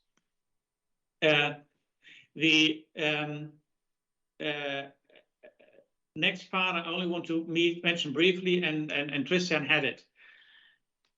When gas infrastructure is regulated infrastructure with a specific regime, now if you, and Christian mentioned the problem, if you have a new hydrogen part, well, do you need the finance because you spread the money to all the gas customers, existing gas customers, or do you have it financed through the hydrogen world? We sort of went a somewhat hybrid way. The hydrogen infrastructure operators have an opt-in system, so they can opt into regulation or they can do that. That was the thing that we introduced in 2021. There will be some revision coming up, but there's sort of an opt-in regulation part to make the asset a regulated asset with certain financing parts. Here, what I have on that slide is just a list of the areas where that regulation regime is included. Quite briefly, there's currently a bill on the table to establish a hydrogen core network. So connecting important hydrogen infrastructure, do that by 2032, and also include that in the planning. So that was decided by the government. There's a bill on the 24th of May, so it's brand new, been debated for a while. There will be a core hydrogen network that is currently sort of under legal construction. Other hydrogen assets, underground storage. Germany has caverns, underground caverns. That goes, mining law is the same as natural gas, so no specific parts if you could store hydrogen, but that would be that legal regime. Above ground storage would be the normal industrial permitting regime that would apply. So that is the infrastructure part. Now, next step on my list is what I've called the administration part, the hydrogen administration. And I mentioned that in 2020 with the National Hydrogen Strategy, they set up a specific governance structure to assist the government with expertise. So it's this National Hydrogen Council with experts from industry, science, and society that support the different ministries. Particularly, there's a committee of state secretaries above it. They do things like the thing that I started off with, the meta study, seeing where do we stand with potential needs, consumption, and import quota. There is also, in general, pretty broad administrative involvement, and I'm sure we'll hear about that later today on the Brazilian side. This is sort of hierarchically, it's not one ministry that does hydrogen. It's basically the federal government by itself, and all the ministries that are also dealing with it, they coordinate. Because it's one of it's an overarching political importance that covers different ministries. That's why sort of all of them are involved. The Federal Network Agency, mentioned that briefly when we had, for example, the opt-in procedure, is the regulator for hydrogen, building on the extensive experience with electricity and gas. There is quite a substantive funding part. So when you look it up on the website, and I put the link in the presentation, we are spending billions as part of that strategy to set this up. Nobody knows how far that money will go and how, if it's enough or not, but there is a lot of money on the table if you dig through those things. And we couldn't talk about this, obviously, because of European state aid law. There is a restriction of what any member state can do by itself. There you have the IPCEs, the important projects of common European interest, where on the European level it's coordinated. There are certain hydrogen projects that sort of, yes, those many billions you can put out, and then Germany has lots of projects that we do, and there's actually advice on all this funding of the government, but I recommend, I recommend clients not to rely on that exclusively, because it's actually quite complicated. It's a lot of money. And then there is the lender administration, so the federal states that do the administration. So will the hydrogen fairy tale end well? So in Germany, I think we're still working on our fairy tale. So I just I don't know whether you know who other players are in Cinderella. So I think maybe Cinderella has the potential to be hydrogen, or the other way around, hydrogen a bit Cinderella, because she's been doing some hard work in the past. Her father is energy demand, the fairy good mother that later comes, with the nice clothes and the shoes and everything. That's science, who produces what we need. The stepmother is probably previous energy policy, because she wasn't really so happy to do this. Mr. Barke is, no, it's the most important, very expensive champagne. And I think one of the main stepdaughters is probably electromobility. And I think that we should be mindful about that. There's quite a bit of interest on the electromobility side to get electromobility out of the door and then maybe take care of hydrogen afterwards. So not to create a competitor too early. So sometimes I think electromobility behaves a bit like the stepdaughter. Well, the main tasks that Cinderella has to do is dealing with all the regulatory challenges. You remember, Cinderella was helped by pigeons flying around, sorting things. I think this is everyone here in the webinar working on hydrogen projects, trying to make sense of it. The bad luck on the castle steps where Cinderella lost her glass shoe is maybe the Ukraine war. It was unfortunate, but it may turn out to be the right thing because it helped ultimately brought the prince to find her. So I don't think on the German end we quite know yet whether how the fairy tale is going to end. In the fairy tale, she would be sitting with a shoe, drinking expensive champagne on the mysterious island with all the power that she has. But German reality is not quite there yet. Maybe with experience from Brazil, we can make it work together that this turns into a hydrogen fairy tale. Thank you.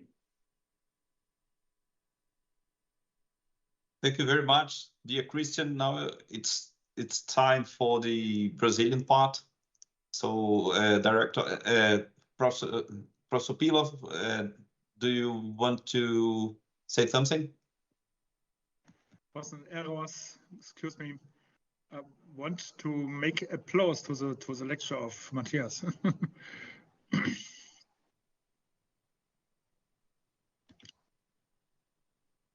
Okay, Agnes, now the word with you. Okay, thank you very much. So I'm very pleased to be here. It's funny because I have two relatives who have gone to Bochum to do some part of their studies.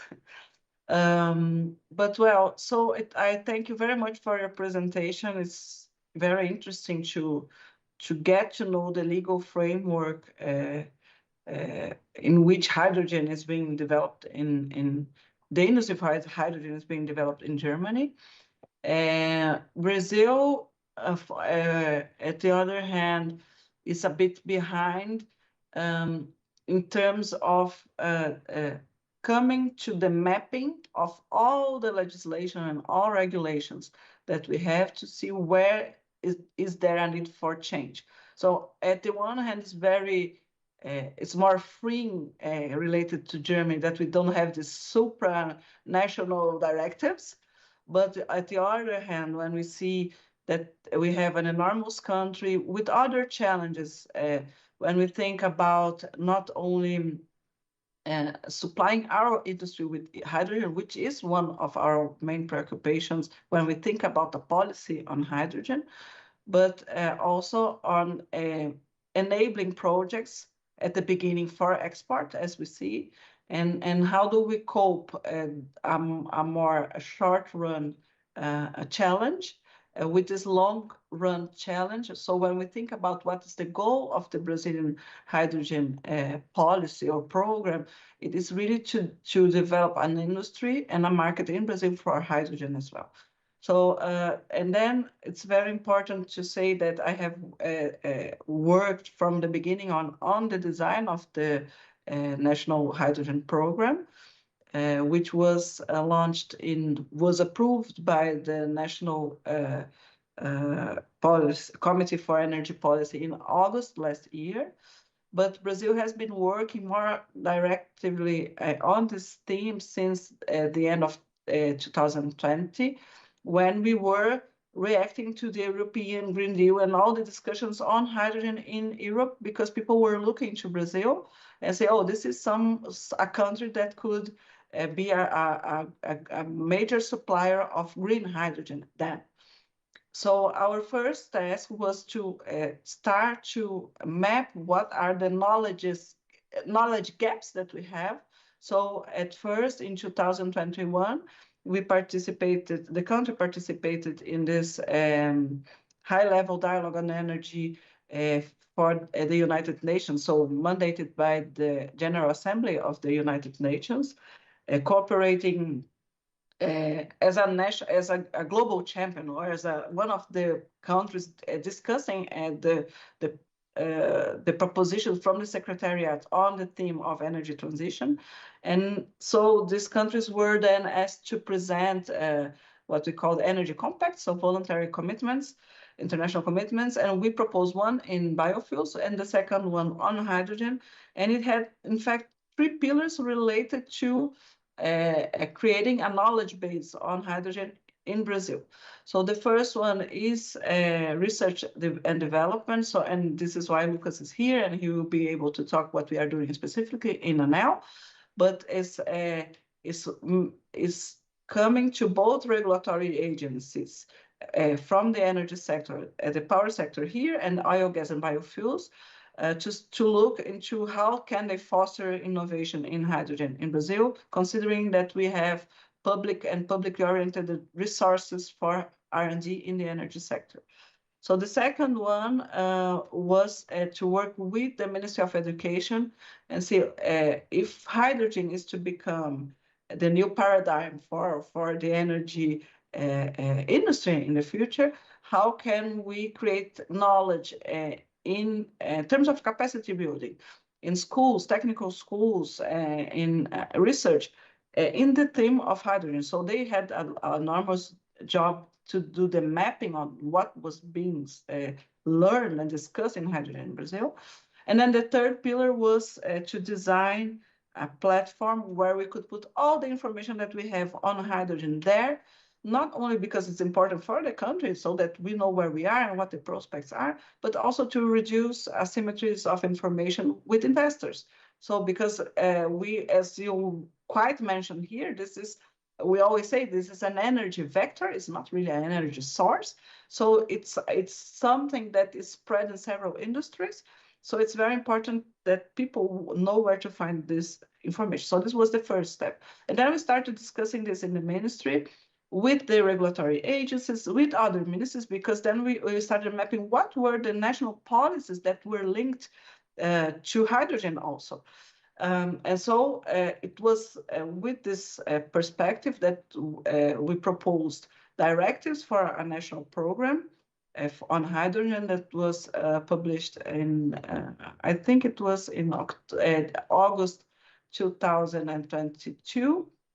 I'm so lost in terms of time, 2021. And then in June, on the basis of these directives, and these directives were then discussed with the industry, with the academia, with several ministers, the council approved the institution of the program last June, and then so that the work started on August. And so what is then the governance now for hydrogen in Brazil? There is a steering committee, which is coordinated by the Ministry of Mines and Energy, but where several ministries sit, all the ministries that have any policy related to hydrogen sit in the steering committee, and also both regulatory agencies, ANEEL and INP, and also the Energy Research Office. And then there are 4 technical groups, or technical chambers is how we call it, them. And so I will just tell you the name so that you can know. There is one for the strengthening of the technological basis, which is then coordinated by the Ministry of Science and Technology. There is another one on human resources and capacity building that is coordinated by the Ministry of Education.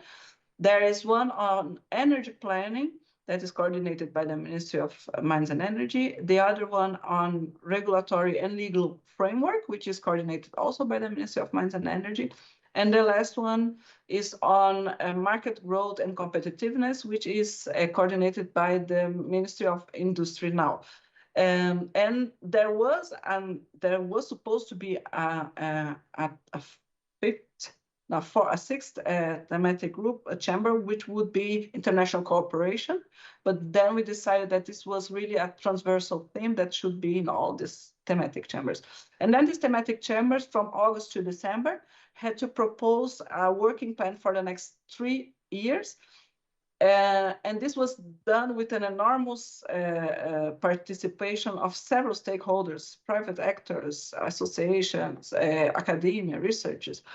And then we had the elections in October, and the new administration then represented this program to the National Council on Energy Policy so that it revalidated the policy and adjusted or updated the composition of the steering committee because we had changes in the ministries. So we are now at the momentum of looking into what came back from the public consultation on the 3-year annual plans for each of the thematic chambers to discuss what will be done in these areas onwards. So then coming to the theme today, when we think about the discussions on the legal and regulatory framework chamber, thematic chamber, what is important to say is that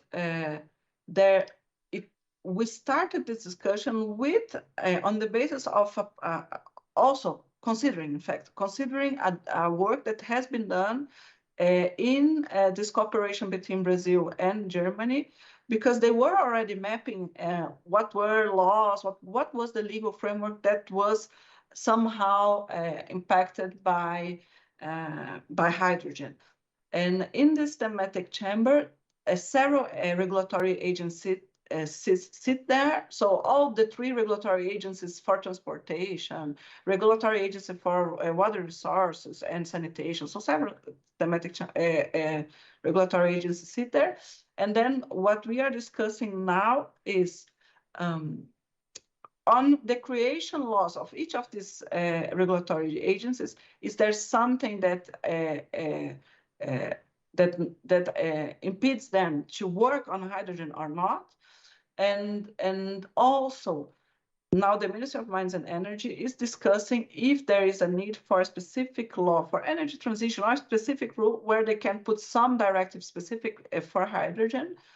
But parallel to this, in Congress, there has been launched what is the name? Commission on hydrogen as well, because Congress is also interested in jumping into this discussion and listening to what has already been done. So I think that the executive power and the legislative power will have to work together to see if there is a need for some specific legal framework for hydrogen. Besides the vision that maybe adjusting the competencies of the agencies, our preliminary perspective or view is something that you mentioned in your presentation, that as we already have hydrogen in Brazil, it's not really that we have to create things. So when we looked into the competencies of ANEEL, we see that hydrogen, if as a consumer, can take several roles that already exist in the sector.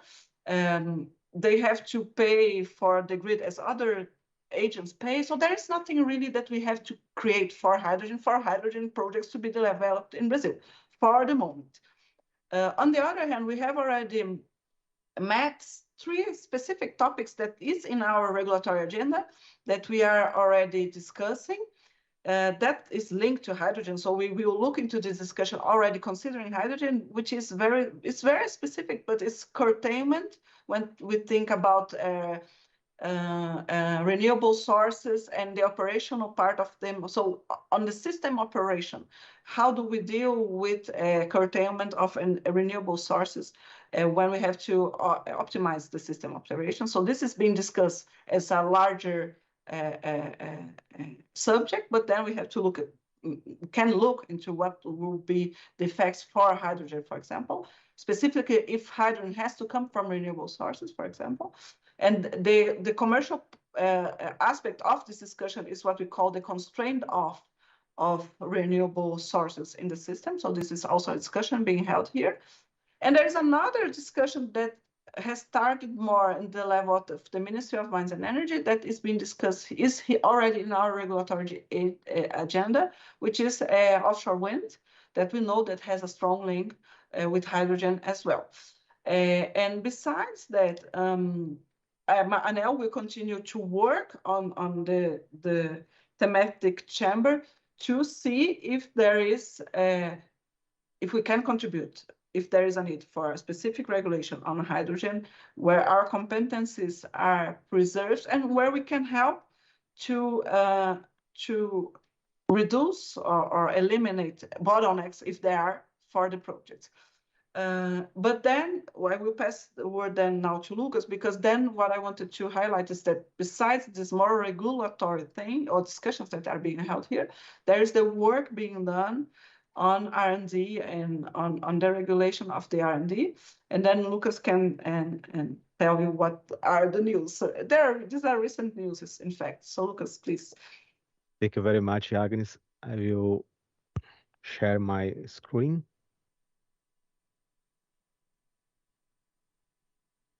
Okay, let's start. Are you all seeing my screen? Thank you very much. Well, good morning and good evening for all.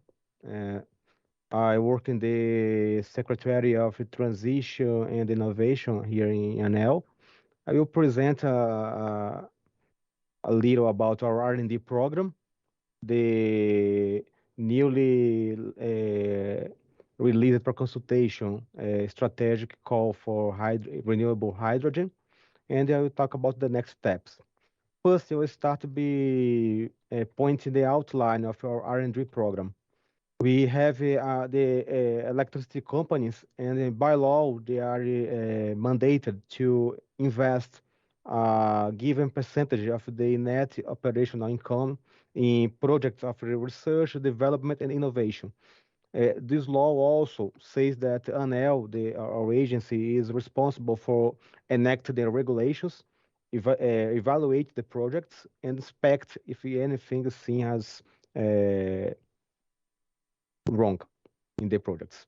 So, alongside the electric companies, we have other actors, the industry, manufacturing startups.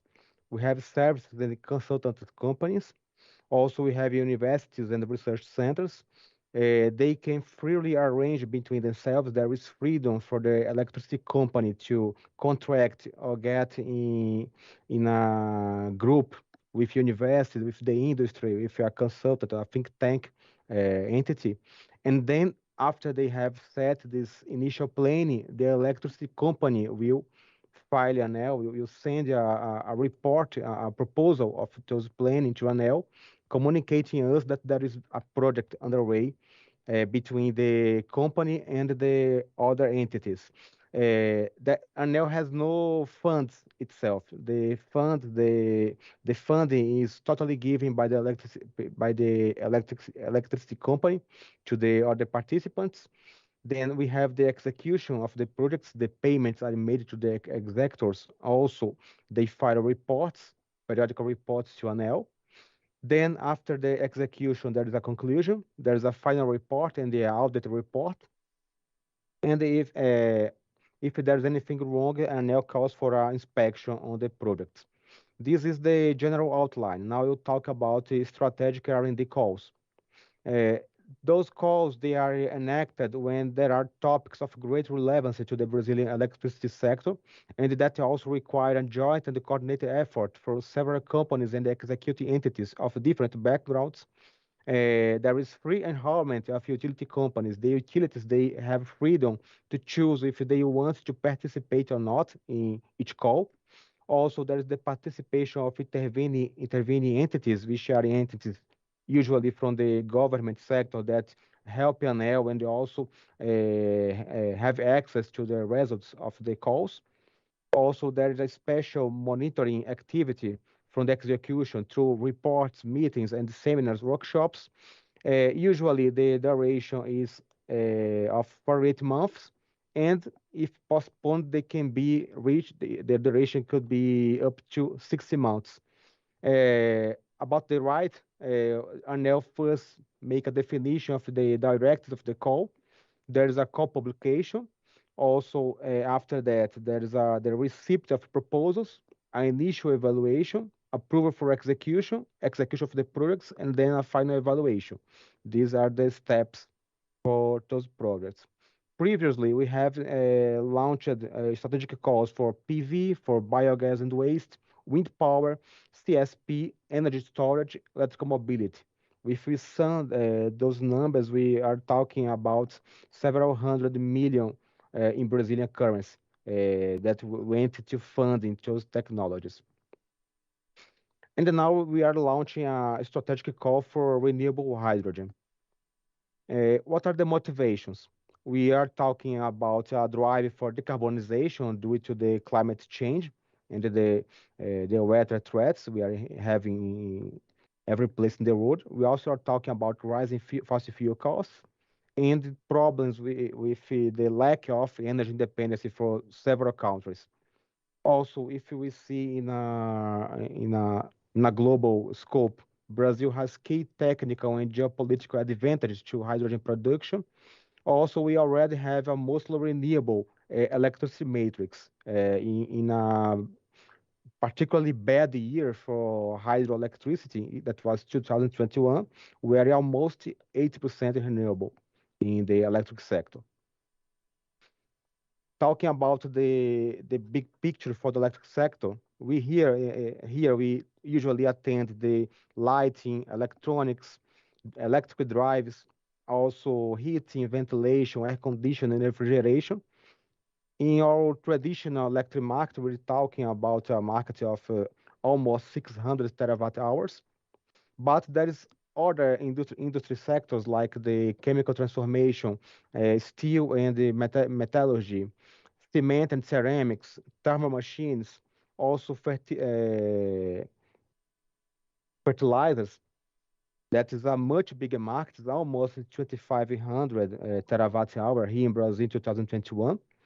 And we can see hydrogen has a bridge between the electric sector and those sectors, and also with an option to use hydrogen as a storage medium to also supply demand for the electric sector in times of low hydraulicity or big prices for generations.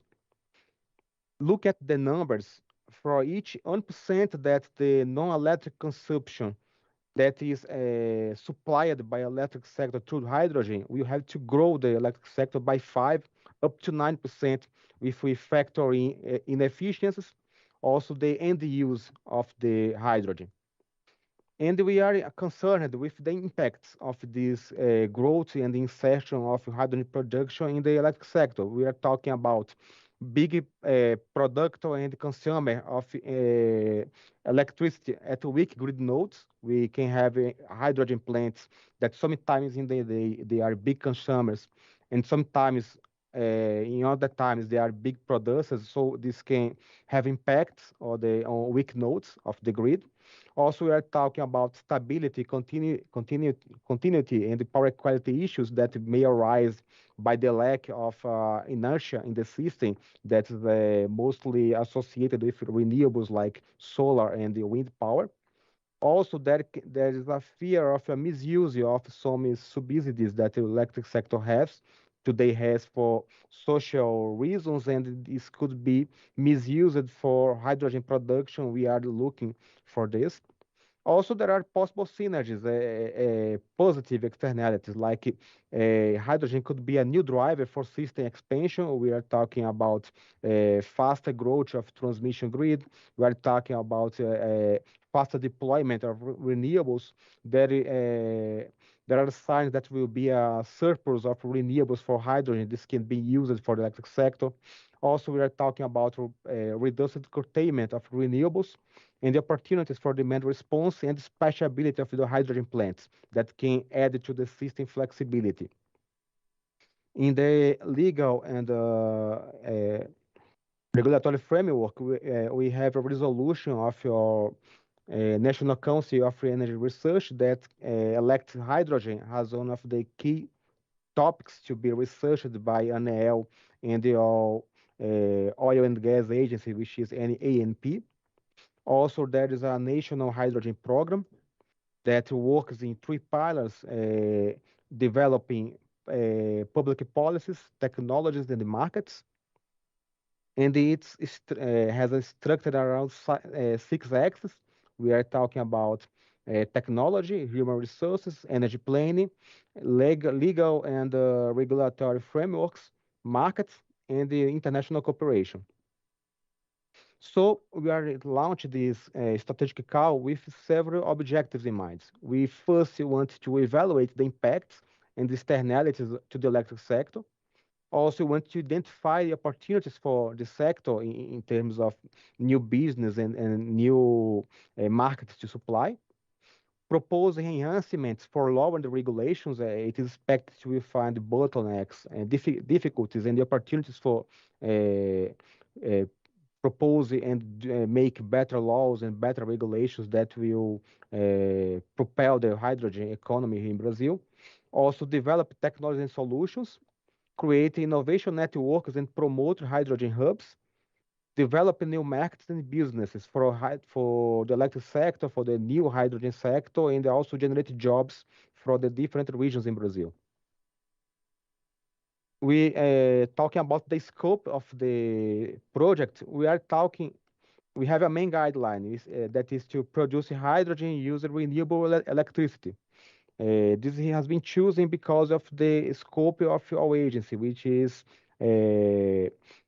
related to the electric sector. We are not an energy agency. We are electric energy agency. So to produce hydrogen, we need a power source that will be renewable energy. This power source will not be funded by the call because it's not the objective to research renewable electricity. We intend to research hydrogen production, but this power source is needed, so it is included as a financial contribution to the projects. We have production via electricity of the hydrogen. Then this step is totally funded by the research. We have logistics. We are able to fund the R&D regarding energy efficiency, energy rate recovery, and the other R&D topics are the financial contribution to the projects. And the end use, every end use is acceptable, but we are talking about the delivering hydrogen to the end use point. We are not talking about the industrial process. So if we talk about production and logistics, we talk about the parts and components project type. That is a project type that is intended to develop new parts, new machines, new devices to produce, transport, and store hydrogen. Also, we have another project type, which is the demonstration plant that wants to showcase the showcase the business model for the hydrogen in the electric sector. Right now, we have limitations of the scope of those projects regarding nuclear power. There are possible legal restrictions to the scope of R&D involving nuclear power for ANEEL. There are 2 entities, the National Commission of Nuclear Energy and the National Agency for Nuclear Safety, that they have some delegations for law, special delegations, the topic. So there is a legal consult in progress with the attorney's office. Talking about the project types, the first one, which is parts and components. The requirements, it's to develop parts and components for conversion of hydrogen to electricity and electricity to hydrogen.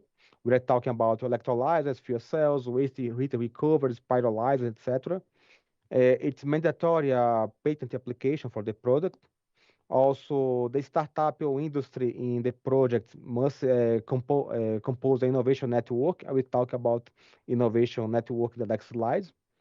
There's a minimum financial contribution of 10% of the investment, and also it is mandatory to promote field tests of the product. For the demonstration plant project type, we have a mandatory renewable hydrogen production. The project will be funding plants for 1 megawatt to up to 10 megawatts of hydrogen production capacity. Certification is mandatory. The business model and the supply contract for the hydrogen produced is also mandatory. And the financial contributions is divided in three parts.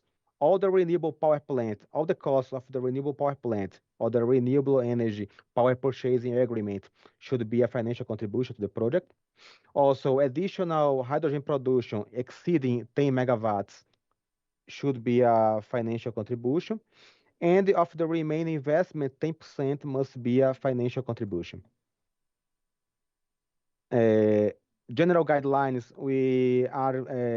it's mandatory the creation of an innovation network. Innovation network is a group of entities that unite utilities, universities and research centers, industry and startups in a asymmetrical research scheme that makes the projects more robust, and we get better results out of those arrangements.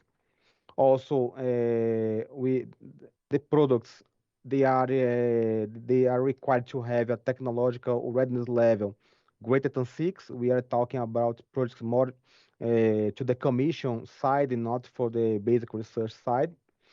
The business model for the product of or the supply of hydrogen must be described in the project.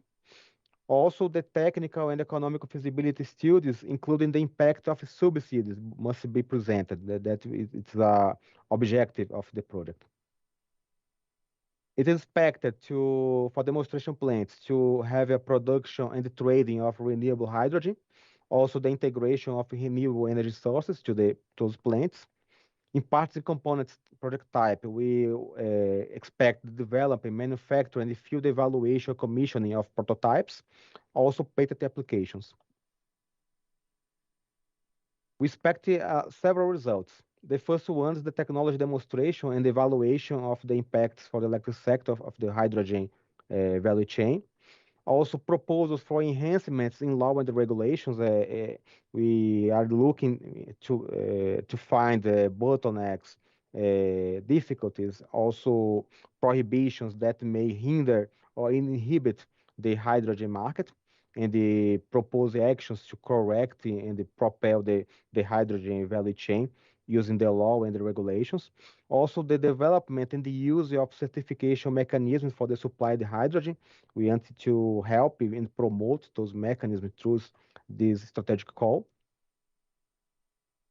Human resource training and international exchange, it is a result. Intersectoral integration, we would like to see integration between electric sector and the industry sectors like fertilizers, chemical industry, cement, steel. Also, the mapping for the value chain for local and the regional hydrogen hubs. We want to map the value chain for hydrogen in those centers, in the hydrogen valleys that are forming Brazil. Also evaluate the technologies in the diverse Brazilian regions. Each Brazilian region has its own characteristics, and they are also to be mapped and evaluated in the scope of hydrogen production. For our initial evaluation of the proposals, we will have a workshop held here at ANEEL with in-person hybrid presentation. The criteria, the first one will be the adherence to the requirements of the call. Also, we will evaluate the expected results, the relevance of the project in the technical, scientific, regional, environmental, and economic impacts. Also, the cost reasonability in terms of good practice, cost-effective results, also the economical feasibility of the products. And it will be a participation of the entities that make the National Program of Hydrogen as intervening entities in this strategic call. Talking about the next steps, we have a planned timeline. We are right now under public consultation. It will be open. It started in June 7th, and it will be open until July 24. We plan the publication of the strategic call for early September. For November, it is planned the presentation of the proposals and the evaluation, initial evaluation, and the approval of the proposal is planned to be concluded at January next year. Thank you very much.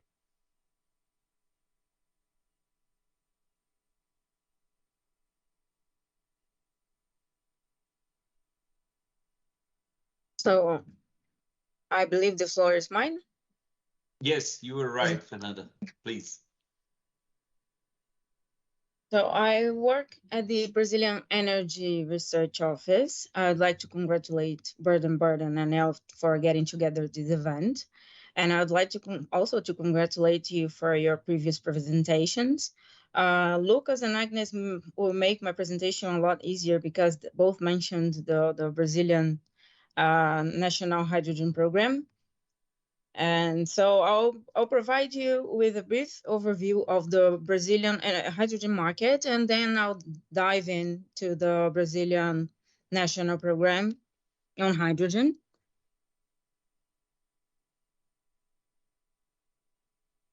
But at first, I would like to contextualize the Brazilian Energy Office. The Brazilian Energy Office is responsible for developing studies and statistics aimed at supporting the Ministry of Mines and Energy with all the policy design.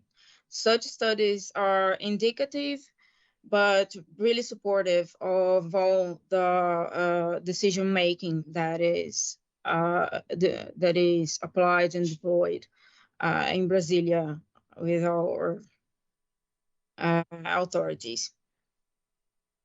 And AP has also a seat in the National Energy Policy Council, which is a board composed of many ministries.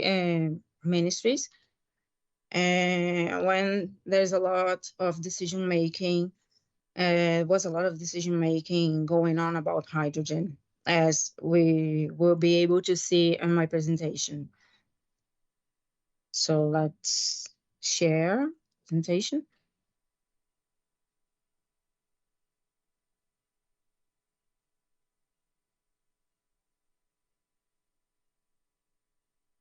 Are you able to see it? Because I'm not very good at it.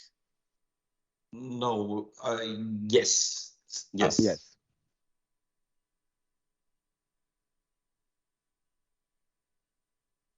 But So not in the mode of presentation. Not in the you mode. No, I believe it's.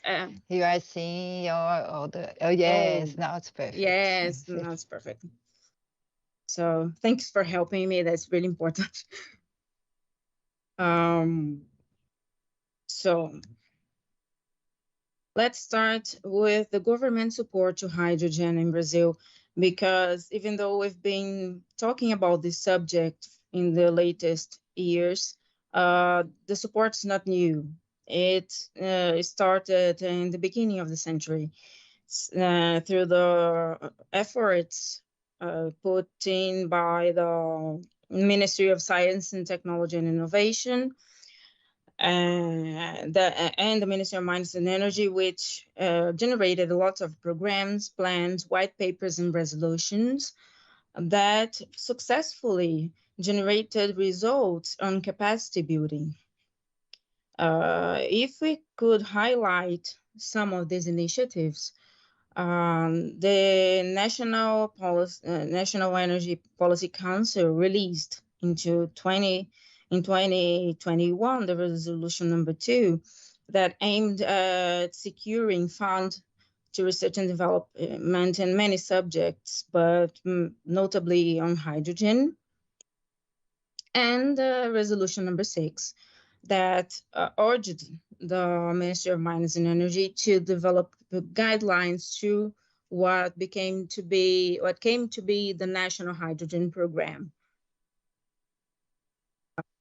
Also, if we take a look on the right of those slides, we can see that the presence of startups in the Brazilian economic environment, is consistent with a safe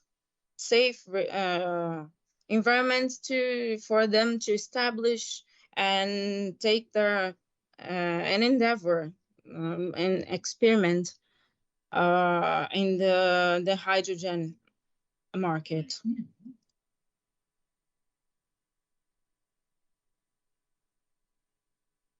So, according to one of the products EPE delivers, which is the long-term 10-year energy plan, by 2031, nearly 2/3 of the carbon emissions in the Brazilian energy sector will come from the industry and transport.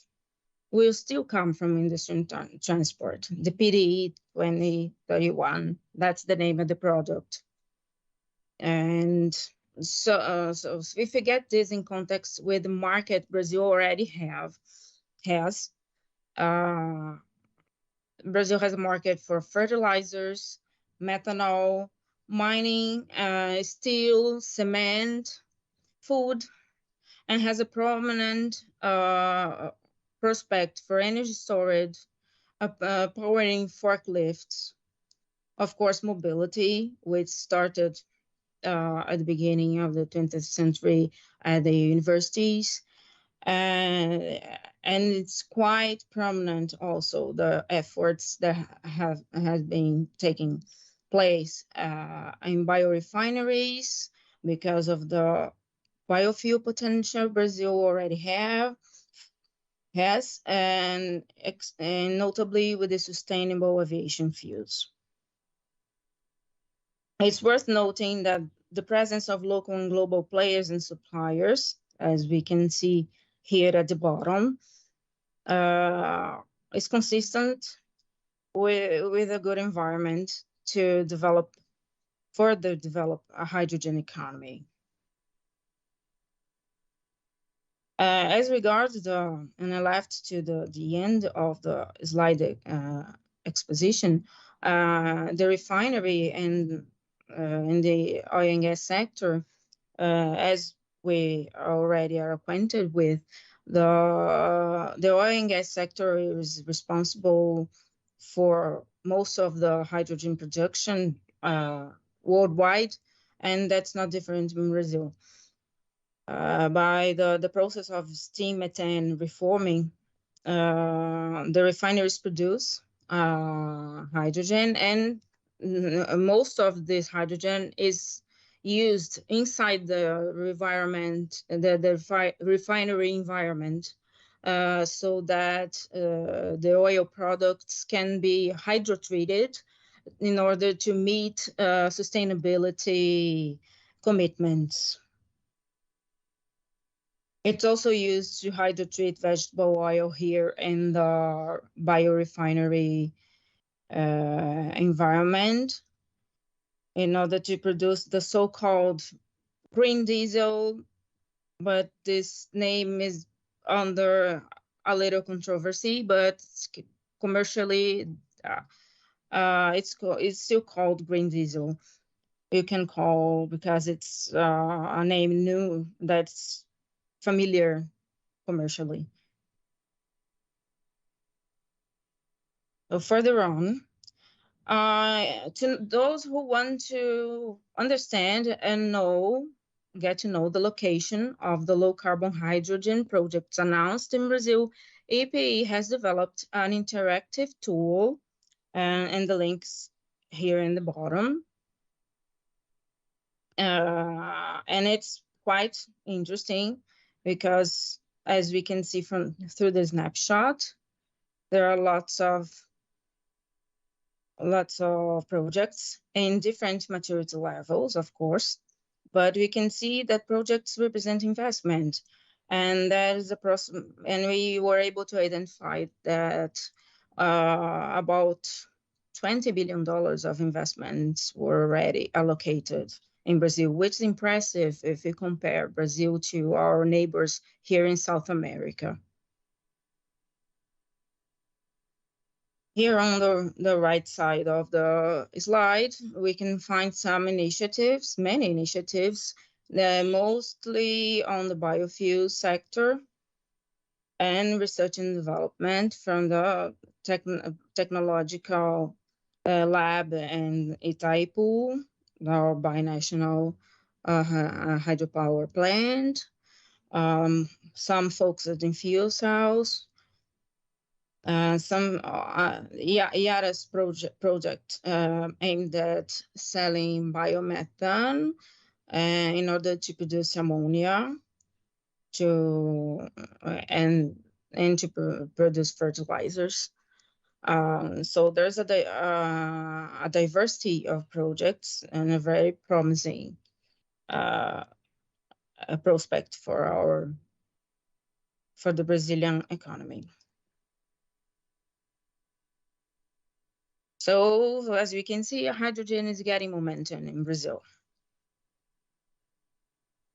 Strategies and plans have been announced for fuel based on ethanol. So that's kind of a continuation of what I already stated. There are some more examples if you can check.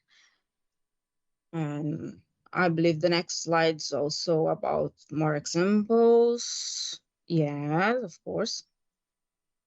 About electronuclear or nuclear power plants. Were able to purify hydrogen gas produced.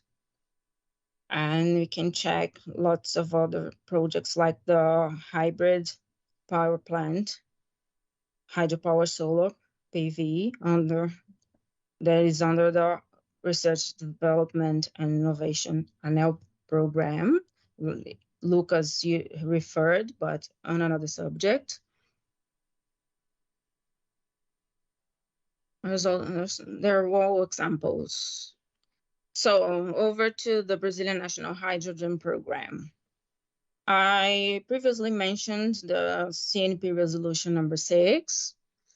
No, that urged the ministry to develop the guidelines. The ministry had the help of the Ministry of Regional Development and Integration, the Ministry of Science, Technology and Innovation, NEP's help on developing such guidelines. And then in 2022 came the resolution number 6, it's the same number but different year, that established the National Hydrogen Program, PNA2 in Portuguese, and its governance that it comprises its steering committee and provides other statements like directives and the PNA2 technical chambers. What are the technical chambers? Each technical chamber is a unit that takes care of each of these axes, discusses each of these axes, which are theoretical bases. So as the previous speakers already approached, the strengthening of technological bases, which discusses RDI, discusses the sharing of laboratory infrastructure and cooperation, the training of the workforce, including the government officers, the energy planning, which encompasses the energy modeling, the calculations on future supply and demand of hydrogen, the mapping of geological hydrogen, the mapping of underground structures to store hydrogen and also carbon, because CCS and CCUS are deeply linked to hydrogen, as in the production of the so-called blue hydrogen in refineries.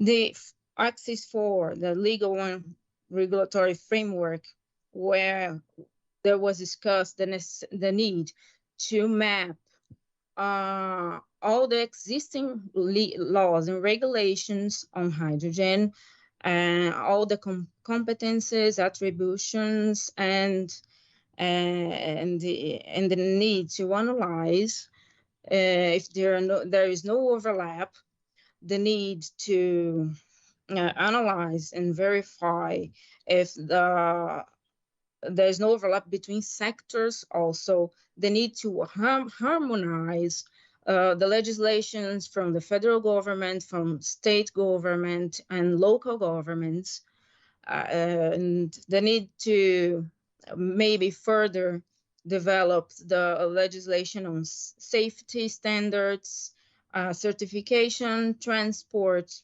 production, environmental standards, environmental license, and so on. The Axis 5 on market growth and competitiveness is dedicated to market design itself and eliminating barriers to entry, which is kind of made in cooperation with the Axis 4. That's why chambers sometimes worked in cooperation. And the Axis 6, even though it was not a chamber itself, it permeated all the other axes because it couldn't be treated in an isolated form. So all the chambers were met with representatives of society, representatives of the government, and more than 40 meetings were conducted in order for we to develop the 3-year action plan.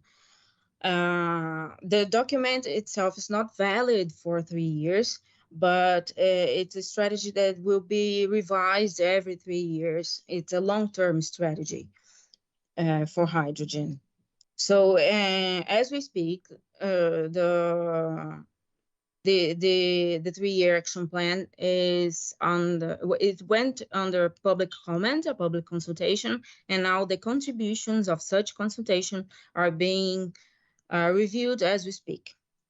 And then the steering committee of the PNA2 will analyze the plan and approve it or not according to the contributions that were given. And then if they find it's not feasible, we will come back and we'll reshape it. And we are lawyers, we kind of know the drill for it.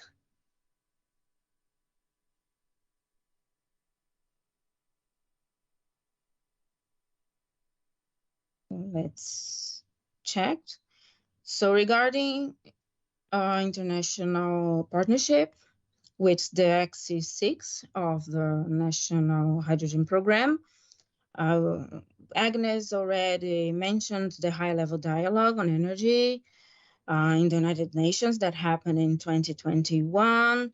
We have the German-Brazilian Energy Partnership that's worth mentioning here, since we have our honored German colleagues here, and there are lots of partnerships, but these are examples. We have many of them in force right now, and it's a very relevant aspect of developing a hydrogen economy, because the world all the countries are together in tackling the same challenge, even though some frameworks are more advanced than others.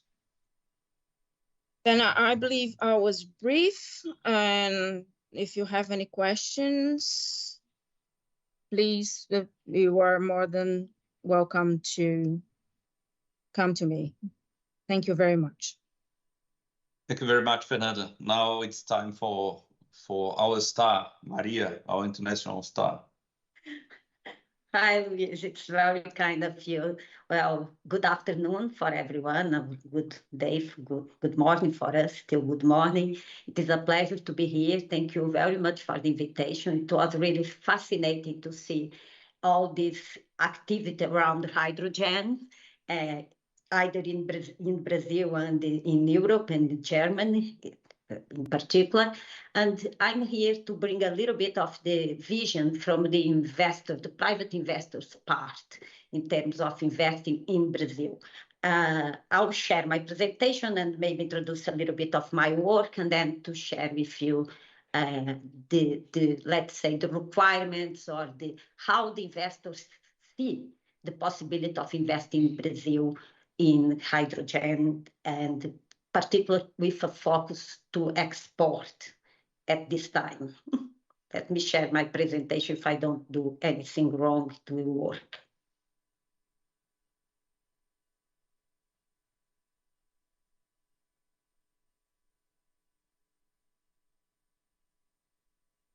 Oops. Are you seeing that? Yes, we are. Okay, let's not do this. Okay. So, first of all, I'm a doctor, I'm a lawyer and an economist. I spent some sabbatical time now, 6 months ago, in New York at Sabin Center of Climate Change Law, the Columbia Law School, studying regulatory tools to fight climate change, hydrogen included. And I had a PhD in energy and sustainability law from Dundee, the University of Dundee.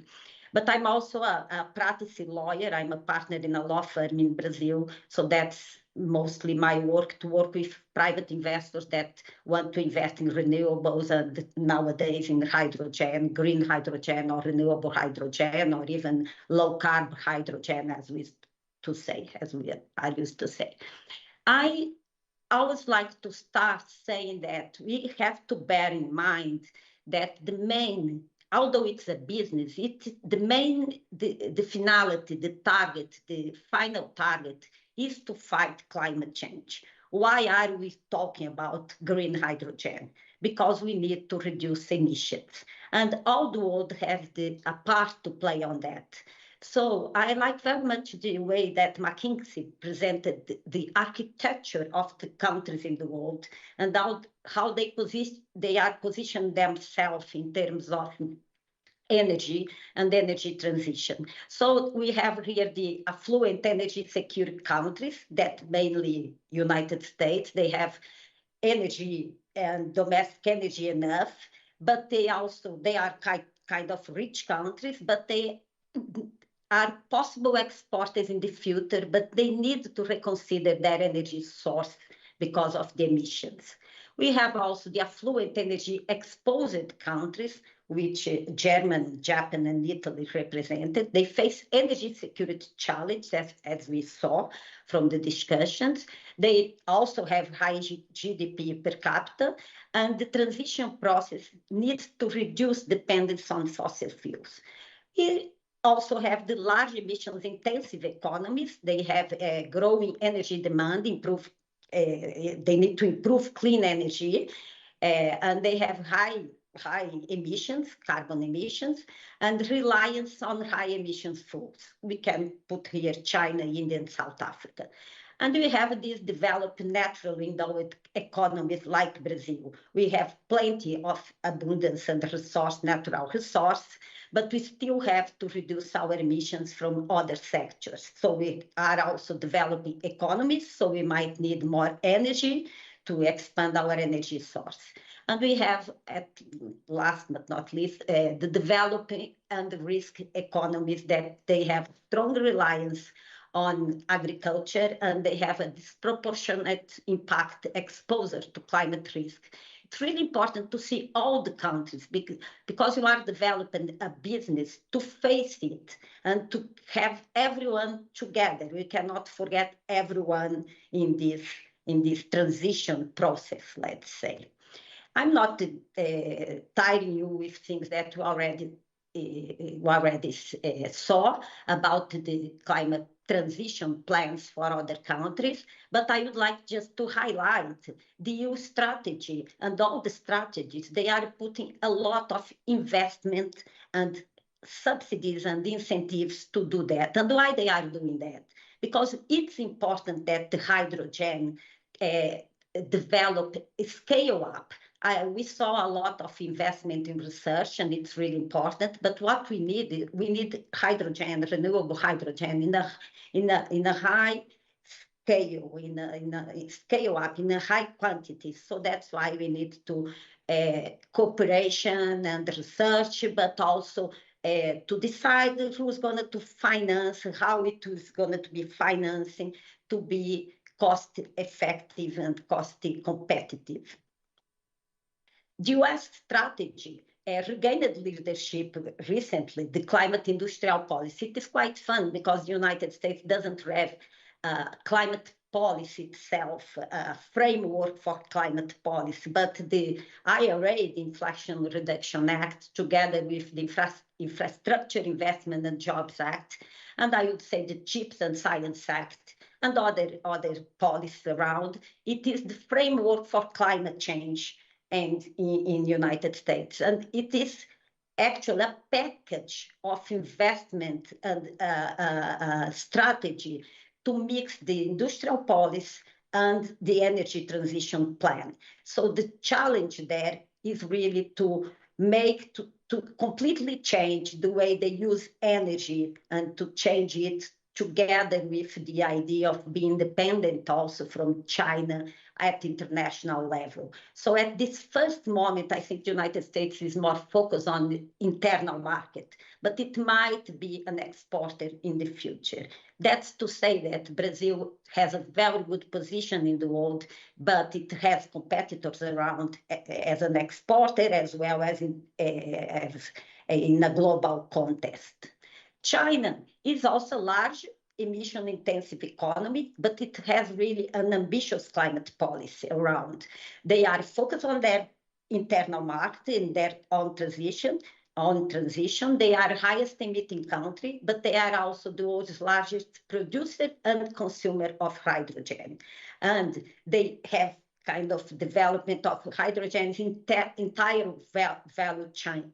So they have a medium long-term plan to do their transition, and they have a very focus on fighting climate change. So the last few years, I can say that they made a very fast pace in terms of climate policy and the energy policy connected and organized to do a transition in their economy. And we have now coming to more for the law, a regulatory, what I call a regulatory hydrogen toolbox. We have many and different instruments to use to foment or to boost the hydrogen production. And it's not an obvious exhaustive list, but we have finance and incentives. We can say that we can have temporary incentives to leverage hydrogen. We have also the possibility of reduction of fossil fuel incentives that they have a lot to make them to be more competitive, to make the green hydrogen to be more competitive to the not renewable hydrogen, the fossil fuel hydrogen. We have tax incentives. For instance, we have the IRA uses a lot of tax incentives. We have infrastructure, transportation, production, storage, export, ports to develop because they are needed. The infrastructure is needed to do this transition and to invest in hydrogen as well. We have information standardization certification tools. They are essential for development of a global market, as we discussed a little bit about. So countries need to come together in a kind of a standard to have a global market. And if each country develops its own strategy in terms of certification, for instance, we will have difficulties or, let's say, increased costs for a global market. We have a carbon pricing possibility, which is restrict emissions, to put some command and control rules to restrict emissions, together with development of schemes like the trade schemes, the emission trade schemes, as Europe already have one, and Brazil is kind of putting together some legislation to have an internal carbon market, national carbon market, let's say this way. And we have also the possibility of reduction of regulatory and legal barriers, also very important to release market opportunities for everyone. My presentation is not that long because I want to focus in this specific slide, which is my last one, to discuss, not last one, almost last one, it's a lie, but it's to discuss the key actions to enable green hydrogen in Brazil. McKinsey study indicates that there is already $200 billion investment ready to come to Brazil. And I want to say that my focus at this point is more related to export. Brazil exporting green ammonia or green hydrogen or whatever. But it is important to say that in Brazil, we need to link it with an industrial revolution, internal industrial revolution to change our internal industry. And why that? Because emissions from Brazil come from another sectors, not from the electric sector, a little bit from the energy sector, but basically from land use and from transportation and the industry in general. So we need to link this idea of developing global market to leverage our internal market as well. But in my opinion, I think the external market is ready to scale up. So we need to have a strategy to link it both. So what investors claim as conditions or, let's say, requirements to invest this amount of money is, first of all, legal certainty for sure. They want to see in place a regulatory framework that assures them that the investment will be in the right place. They claim that self-generation regime is very important. It means that developing energy to use dedicated to hydrogen is a kind of regime that needs to be in place. We already have it in Brazil, and it worked very well to develop our renewable source. So now it is important to develop also the hydrogen economy, I would say, because we know that although Brazil doesn't need to develop renewables anymore, it's already competitive. The energy dedicated to hydrogen needs to be the most cost-effective possible because it is 70%, around 70% of the cost of developed hydrogen, renewable hydrogen. They claim also important to renew the renewal of some already existing regimes of incentives like the Sudan, which is specific for some regions in Brazil, and it is about to expire, and we don't know the future, and it's really important to out the costs of the hydrogen. Specifically important pace or step is to integrate the areas of export areas. In Brazil, we have special regimes for export areas, but these regimes need to be revised, need to be organized to assure they were not thought to be to hydrogen. So they need to be revised to include hydrogen as a possibility. I see from the Fernanda's presentation that all the projects that are already in place and starting, they are around the cost of Brazil. It is because there is this idea of connecting the external market with the internal market. That's why they are positioned themselves along the cost. Sorry?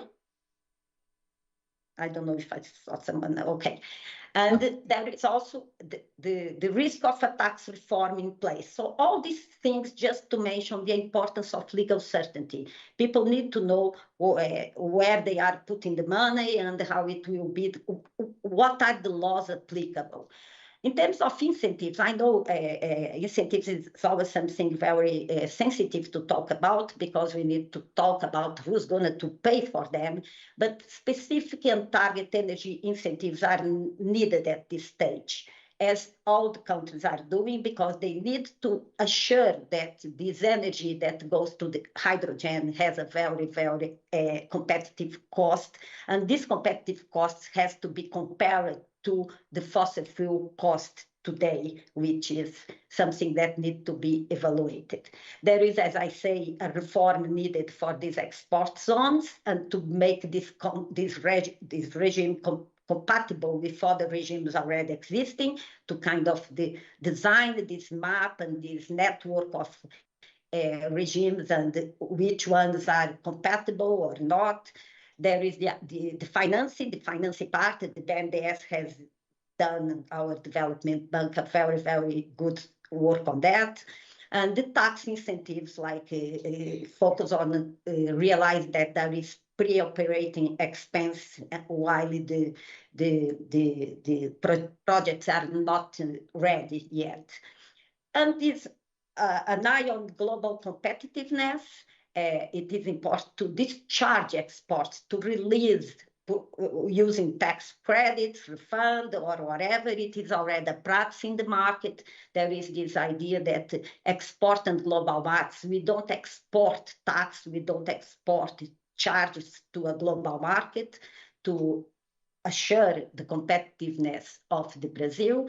Brazil already is facing other questions around its commodities, because Europe and the United States are talking about and putting in place some carbon adjustment tax, which will affect the Brazilian commodities market. So it is really important to do this transition and to look at the global competitiveness of the country. Otherwise, we're going to lose an opportunity of being a leader and to complement then this global chessboard, I would say, where some countries would need import hydrogen and other countries will be more suitable or more well-positioned to export. And also protection of Brazil interest in the European Act certification. As we could see, there is some points that worry Brazil investors, like the hourly match, the additionality criteria, the contemplate existing hydroelectricity energy as a source of hydrogen. Brazil has a lot of hydropower plants, and we need to make the most of it. They are our legacy, I would say. We have renewables like wind and solar also, but hydropower has been always a very important part in Brazil energy scenario. This interest has to be, I would say, reconciled in a way that we could reach a standard, a global standard in terms of a global market.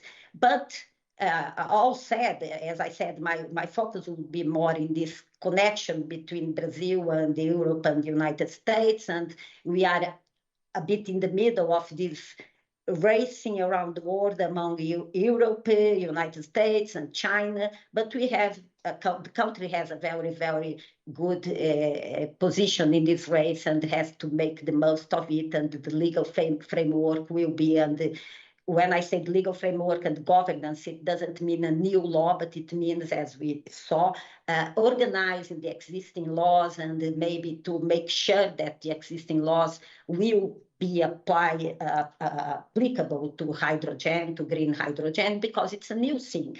None of these laws, none of the existing frameworks were sought to include green hydrogen. So that's why we need to revise all of them. And my last slide, to save us some time to discuss, is something that I always like to bring. It is Mariana Mazzucato talking, one of the leading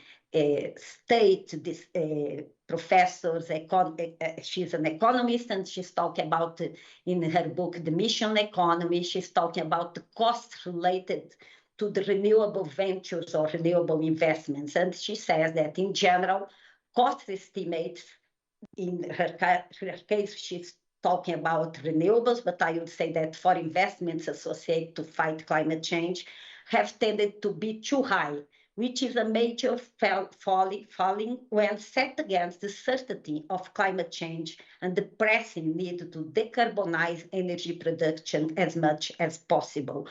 In other words, I would say that the costs, when we talk about costs, we may be talking about investment, because there is no heavier cost than the climate change impacts that we already are feeling around the world, everywhere. I think no one can deny that we need to do something, and this something needs to be more focused on the mission, on the target, than on the cost analysis.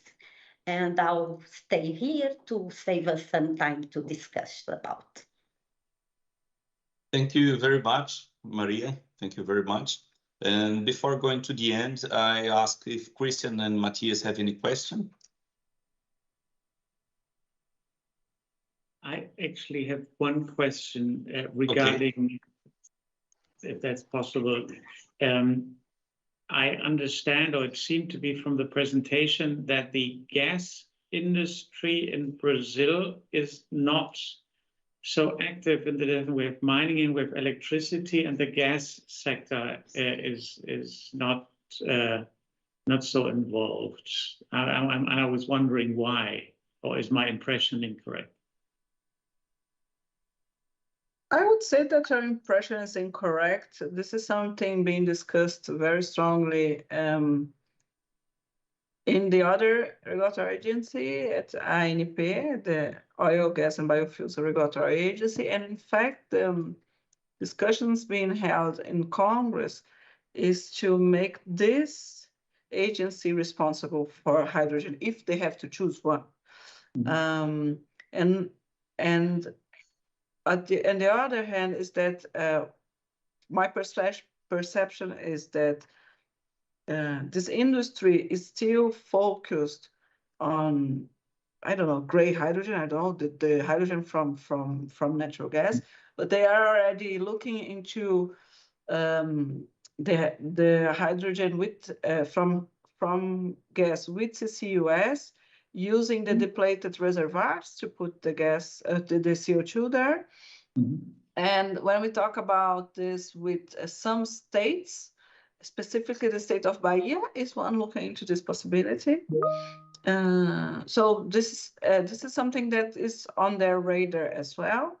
And ANP is working with the oil and gas industry on the, also as we are doing here at ANEEL with the R&D projects, they are doing the same there as well. Thank you. Yeah, I would like to thank you very much to all the Brazilian lecturers for your deep insights into the specific conditions of our issue, hydrocarbon in your country. Very interesting for me, and I learned a lot. I would just like to put you one more economic question, and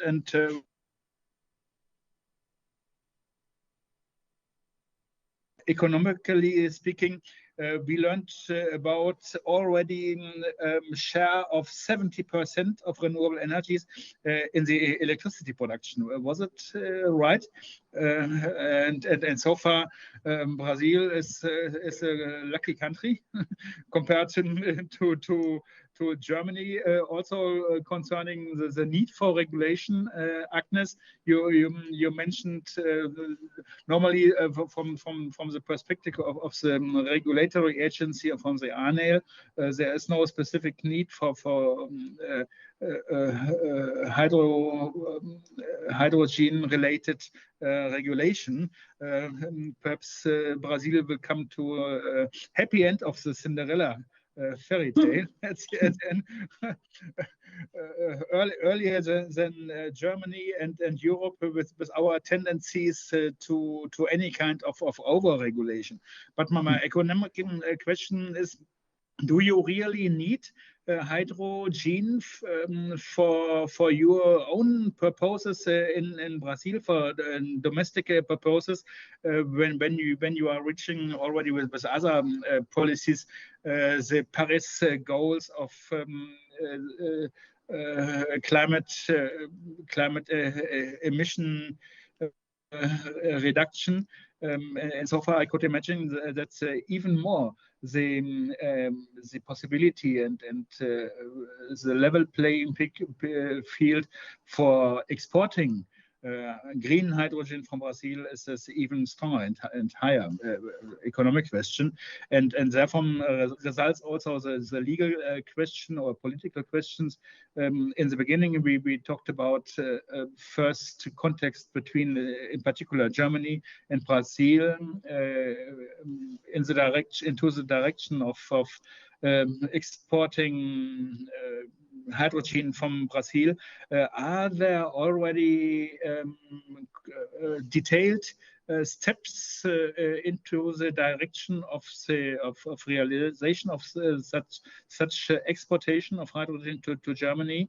Partnerships between Brazil and the German government, or even collaboration with specific industrial players?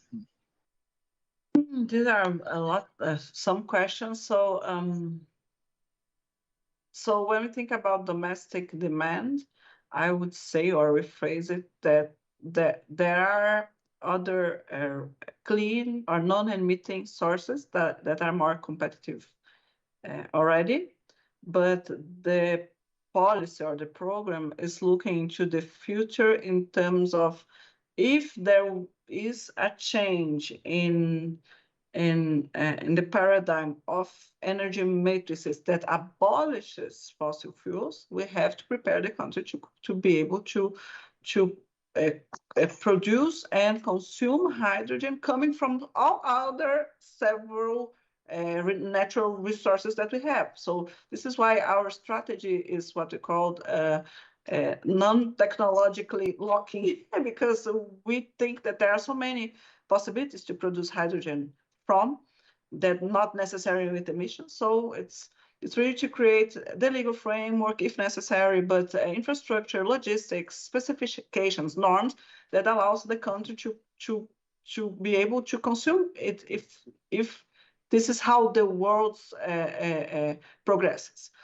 But a low-hanging fruit is exportation.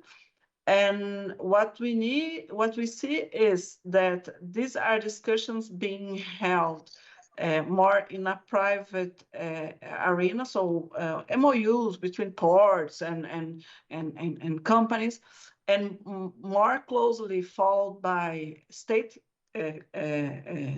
governance or administrations, and with the federal government supporting it. So there is not really something that the federal government says, this is we want to develop several projects in several states. This is not something top down, but it's more bottom up. And so what we are doing at this federal level is so if these MOUs progress, if these pilot projects become bigger projects, it's something that the federal government should do in its competencies to enable it, or is something blocking the development of this project. So this is more how we are working on it. Hi, Luis, may I just add something to Agnes? I would say also, Professor Christian, that it's quite important to Brazil to be a first runner in terms of global market, in terms of keep that position there. Brazil is a great exporter of commodities, and we can see this movement around the world of putting some carbon tax in products that are not green, let's say this way. So Brazil is a great exporter of agricultural products, so we need fertilizers. So it's quite important to use this idea of being exporting, but also to link for our internal market to do this transition, what we call a green new industrialization process, to be also able to react. I don't believe, it is my personal opinion, that the internal market will be a first runner for that. But I think that once we establish ourselves as a good exporter and cost-effective exporter, I think it can leverage the internal market. It is important to have it together. We don't see ourselves as just exporters. We need to have it together. Thank you, Maria. Now I think Igor has a question. Please, Igor. Yes, please. Good afternoon. There is a semantic discussion about renewable hydrogen or low carbon emission hydrogen or the rainbow colors. What does it mean for each player and why is it so important? And then another issue is about this chicken egg problem that you have just discussed of the market design. Should we produce hydrogen as a commodity that is tradable globally, and this helps to develop internal market for our industry, and especially for our industry decarbonization? Or should we make an effort to produce hydrogen for our internal market and then export the excess of supply of hydrogen? And then there is another issue that is related to the previous ones, that is certification and how can blockchain technology could be used to address it. I suppose it's mainly a question for Dr. Matthias Lang, but it's open to anyone that would like to talk about. Okay, since I raised my hand, I'll start with the first one. Hi, Hugo. I believe, and I believe it's everybody's opinion, that we must streamline this taxonomy or nomenclature, as we'd like to call, because the rainbow strategy that came, the first one that came, revealed kind of imprecise. And that's why I believe it was Professor Lang, Herr Lang, that spoke about the name renewable hydrogen. Here in Brazil, we're talking more about low carbon hydrogen, and there are some scholars that use the term sustainable hydrogen. And the colors are very popular because green hydrogen and blue hydrogen, it's easy to are easy to identify the technological route sometimes. But I believe the regulatory framework should address the process of streamlining those names. About the number two, the chicken and egg problem, I believe Agnes and Maria went through the subject, but I don't know if you need more information on that. About the export and the demand, about meeting the demand for internal market. But and I won't approach that. And about the number three, even though I believe you directed the question to your fellow German colleagues, I have an opinion on blockchain and the certification. I believe it's quite useful because it suppresses a third-party firm or member to certify it. And we have the smart contracts and the proof of work, proof of stake. There are lots of protocols that are able to do that. I believe there's a protocol that's more more suitable to do that. And I believe it's feasible to apply blockchain to certification. But let's see what our colleagues think about it. Please, Matthias. Yes, well, maybe I think on the first question, I think it's not a semantic discussion. It seems to me that we have hidden discussions rather when people use certain names, and it's more than that. I would tend to see it's actually the other way around.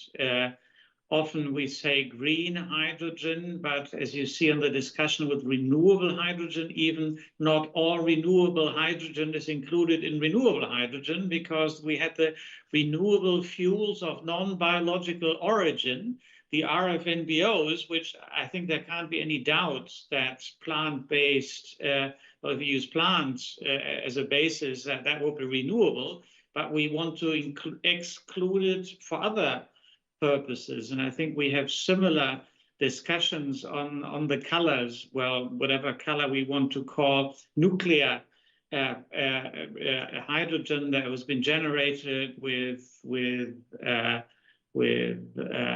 nuclear power. Obviously, there is no CO2 or extremely low CO2 involved in doing that, and people have other agendas behind it. I think that is one of the big challenges in having the color coding, that it sometimes hides the underlying substantial dispute. And what is it that are we trying to achieve? Are we trying to produce something without CO2? Is that the main aim?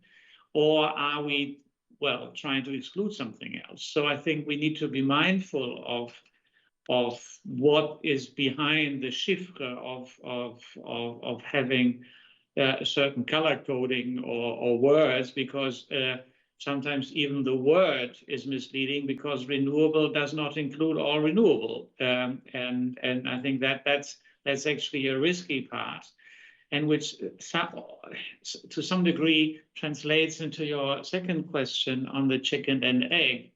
Of course, there is a dispute whether it's not more helpful to start off with a stronger renewable, with a stronger hydrogen supply, and live with more CO2 in the generation process, to have a hydrogen industry first that we can then start to shape, or start with the, well, super 105% renewable discussion, where we even include renewable power sources in the generation, because we have another aim behind it. So, well, to that degree, I'm just a lawyer who I think would say, well, be mindful of the material or substantive discussion that are hiding behind this. And I would personally tend to favor an approach that clearly says what I want to achieve. Is my main aim CO2 reduction? Is my main aim getting the hydrogen industry going? And once I have identified that, work from there, rather than moving the discussion to the color coding or the naming convention, even though that, maybe that's a bit cynical, that helps on the political side. If you occupy a certain word that sounds good enough, you can go there. So again, the second part, chicken and egg, I think the risk is, if we make it too difficult to get into it, that we're not getting the industry, the industrial scale going. So I tend to think that that is actually relevant and maybe undervalued in at least parts of the European discussion. Finally, on the certification part, I tend to be a fan of blockchain approaches, but I think it's just a technical way to deal with it. Again, that depends on how do you internationally make sure that actually the certification process works. So this is a thing in the doing. I think if we agree on a way to do the blockchain part, there are various blockchain ways to do things. I think the important part is to agree on a substantive way to deal with certifying that the hydrogen is renewable green, pink, yellow, or whatever color, and then certify it and make sure that that happens. And if we will do it via blockchain or not, I think should be a pragmatic question. Dankeschön. Thank you very much. Perhaps I agree completely with my German colleague, but perhaps two additional remarks concerning the rainbow colors. Matthias Lang is completely right when he says that there are political lobbying, sometimes even ideological questions behaviors behind. You can clearly see this and observe this only for taking an example. If you follow the discussion, especially in Europe, and I would ask you if you have the same discussion in Brazil, if we should also produce hydrogen from nuclear power. And if so, if we should also promote it by state aids or by other means, that would be an example for this highly sophisticated and political and up to ideological rainbow color perspective. And one second remark to the blockchain certification question. I agree with Matthias. It's a technical issue. First of all, you have to design the certification process itself. But in general speaking, blockchain is one part of digitization, no? And digitization, I would say, plays a big role in the roll up of our hydrogen industries with view to the before mentioned sector integration, bringing clean energy, clean hydrogen, green or renewable hydrogen, in particular also to the transport sector and to the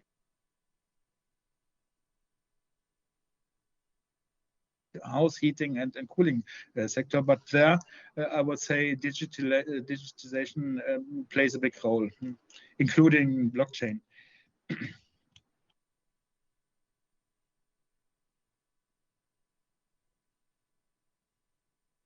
Well, I think about nuclear, Maria, do you want to answer about nuclear? Sorry, I missed a part of the question. Can you just say, rephrase it for me? Sorry about that. The question is if there is a debate about generating, about creating green hydrogen from nuclear power.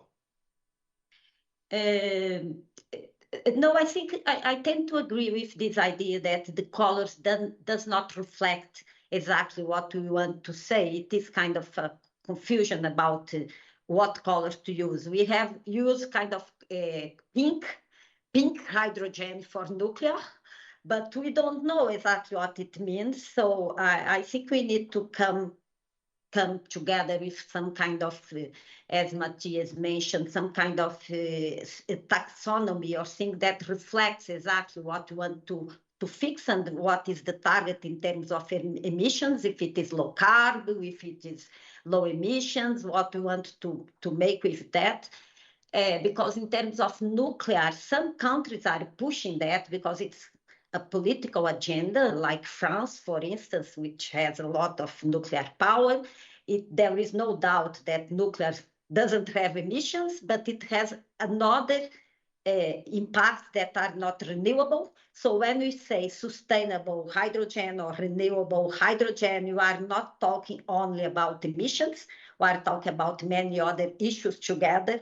So that's the difficulty of creating a global market. I think we need to be more precise in what you are trading in an international level, in a global level. It has to be the same. You cannot end up like someone buying green and I'm selling pink. Someone buying I want to buy, let's say, from biomass, but I'm buying another color. So colors is not exactly a good thing. And we've been thinking about maybe levels of emissions would be one way to say that. And that's essential to have a kind of a global market. Without that, I don't see a market at all. I can see some decisions internally, domestically, any country adopting its own ideas of hydrogen, renewable hydrogen or sustainable hydrogen. That's another thing. We have this expression in different laws in Brazil, in different draft bills, like we are talking about renewable, sustainable, but we don't have a kind of a concept that exactly says what is that. Yeah, so I think it's a job to be done. And nuclear is inside that. We cannot say that we can exclude nuclear. to be honest. But we need to decide if it is exactly what is nuclear. Hydrogen will be the place for it or not. If some country doesn't want nuclear, Germany has a position on nuclear very different than France, for instance. Thank you very much, Maria. Dear Christian, we only have 2 gigawatts of installed capacity from nuclear power. They are installed in Rio de Janeiro, in Angra dos Reis. And I think Matthias went there some years ago in a combi. He told me in a dinner story that remembers that. Well, as in Brazil, it's almost lunchtime. I'm afraid we don't have any time for more questions. Yeah, sorry, Luis, just to say, sorry, I missed part of the question. Didn't so answer. I think nuclear is not on the table for us. It is okay. They have a project. I saw a project, a node project as a research project from nuclear, from electronuclear. But I think it's more to have the technology than to actually export nuclear hydrogen. But I think that we have to use all the tools we have to fight climate change, to be honest. I think that's the target, in my opinion. It is a business, there is political interest, there is other things on the table, but at the end of the day, I think we have to reduce emissions. Thank you, Maria. Well, I think questions could be sent per email, and I'm very happy with the presentations. And I am already looking forward to a new visit here from Pilo in Brazil. And Ashkan, perhaps hope GIZ could support this project. And I also hope to visit Christian in Bochum and Matthias in Düsseldorf really soon. And thank you very much for all. Thank you very much. Perhaps there are also funds from the European Union in order to promote partnerships, hydrogen partnerships among us. Thank you very much from our side, and this was really interesting, and I'm very looking forward to follow up our dialogue and exchange of ideas. Thank you very much. Thank you very much. Thank you very much. Bye-bye. Thank you very much. Thank you. Very much. Bye-bye. Cheers. Ciao. Bye.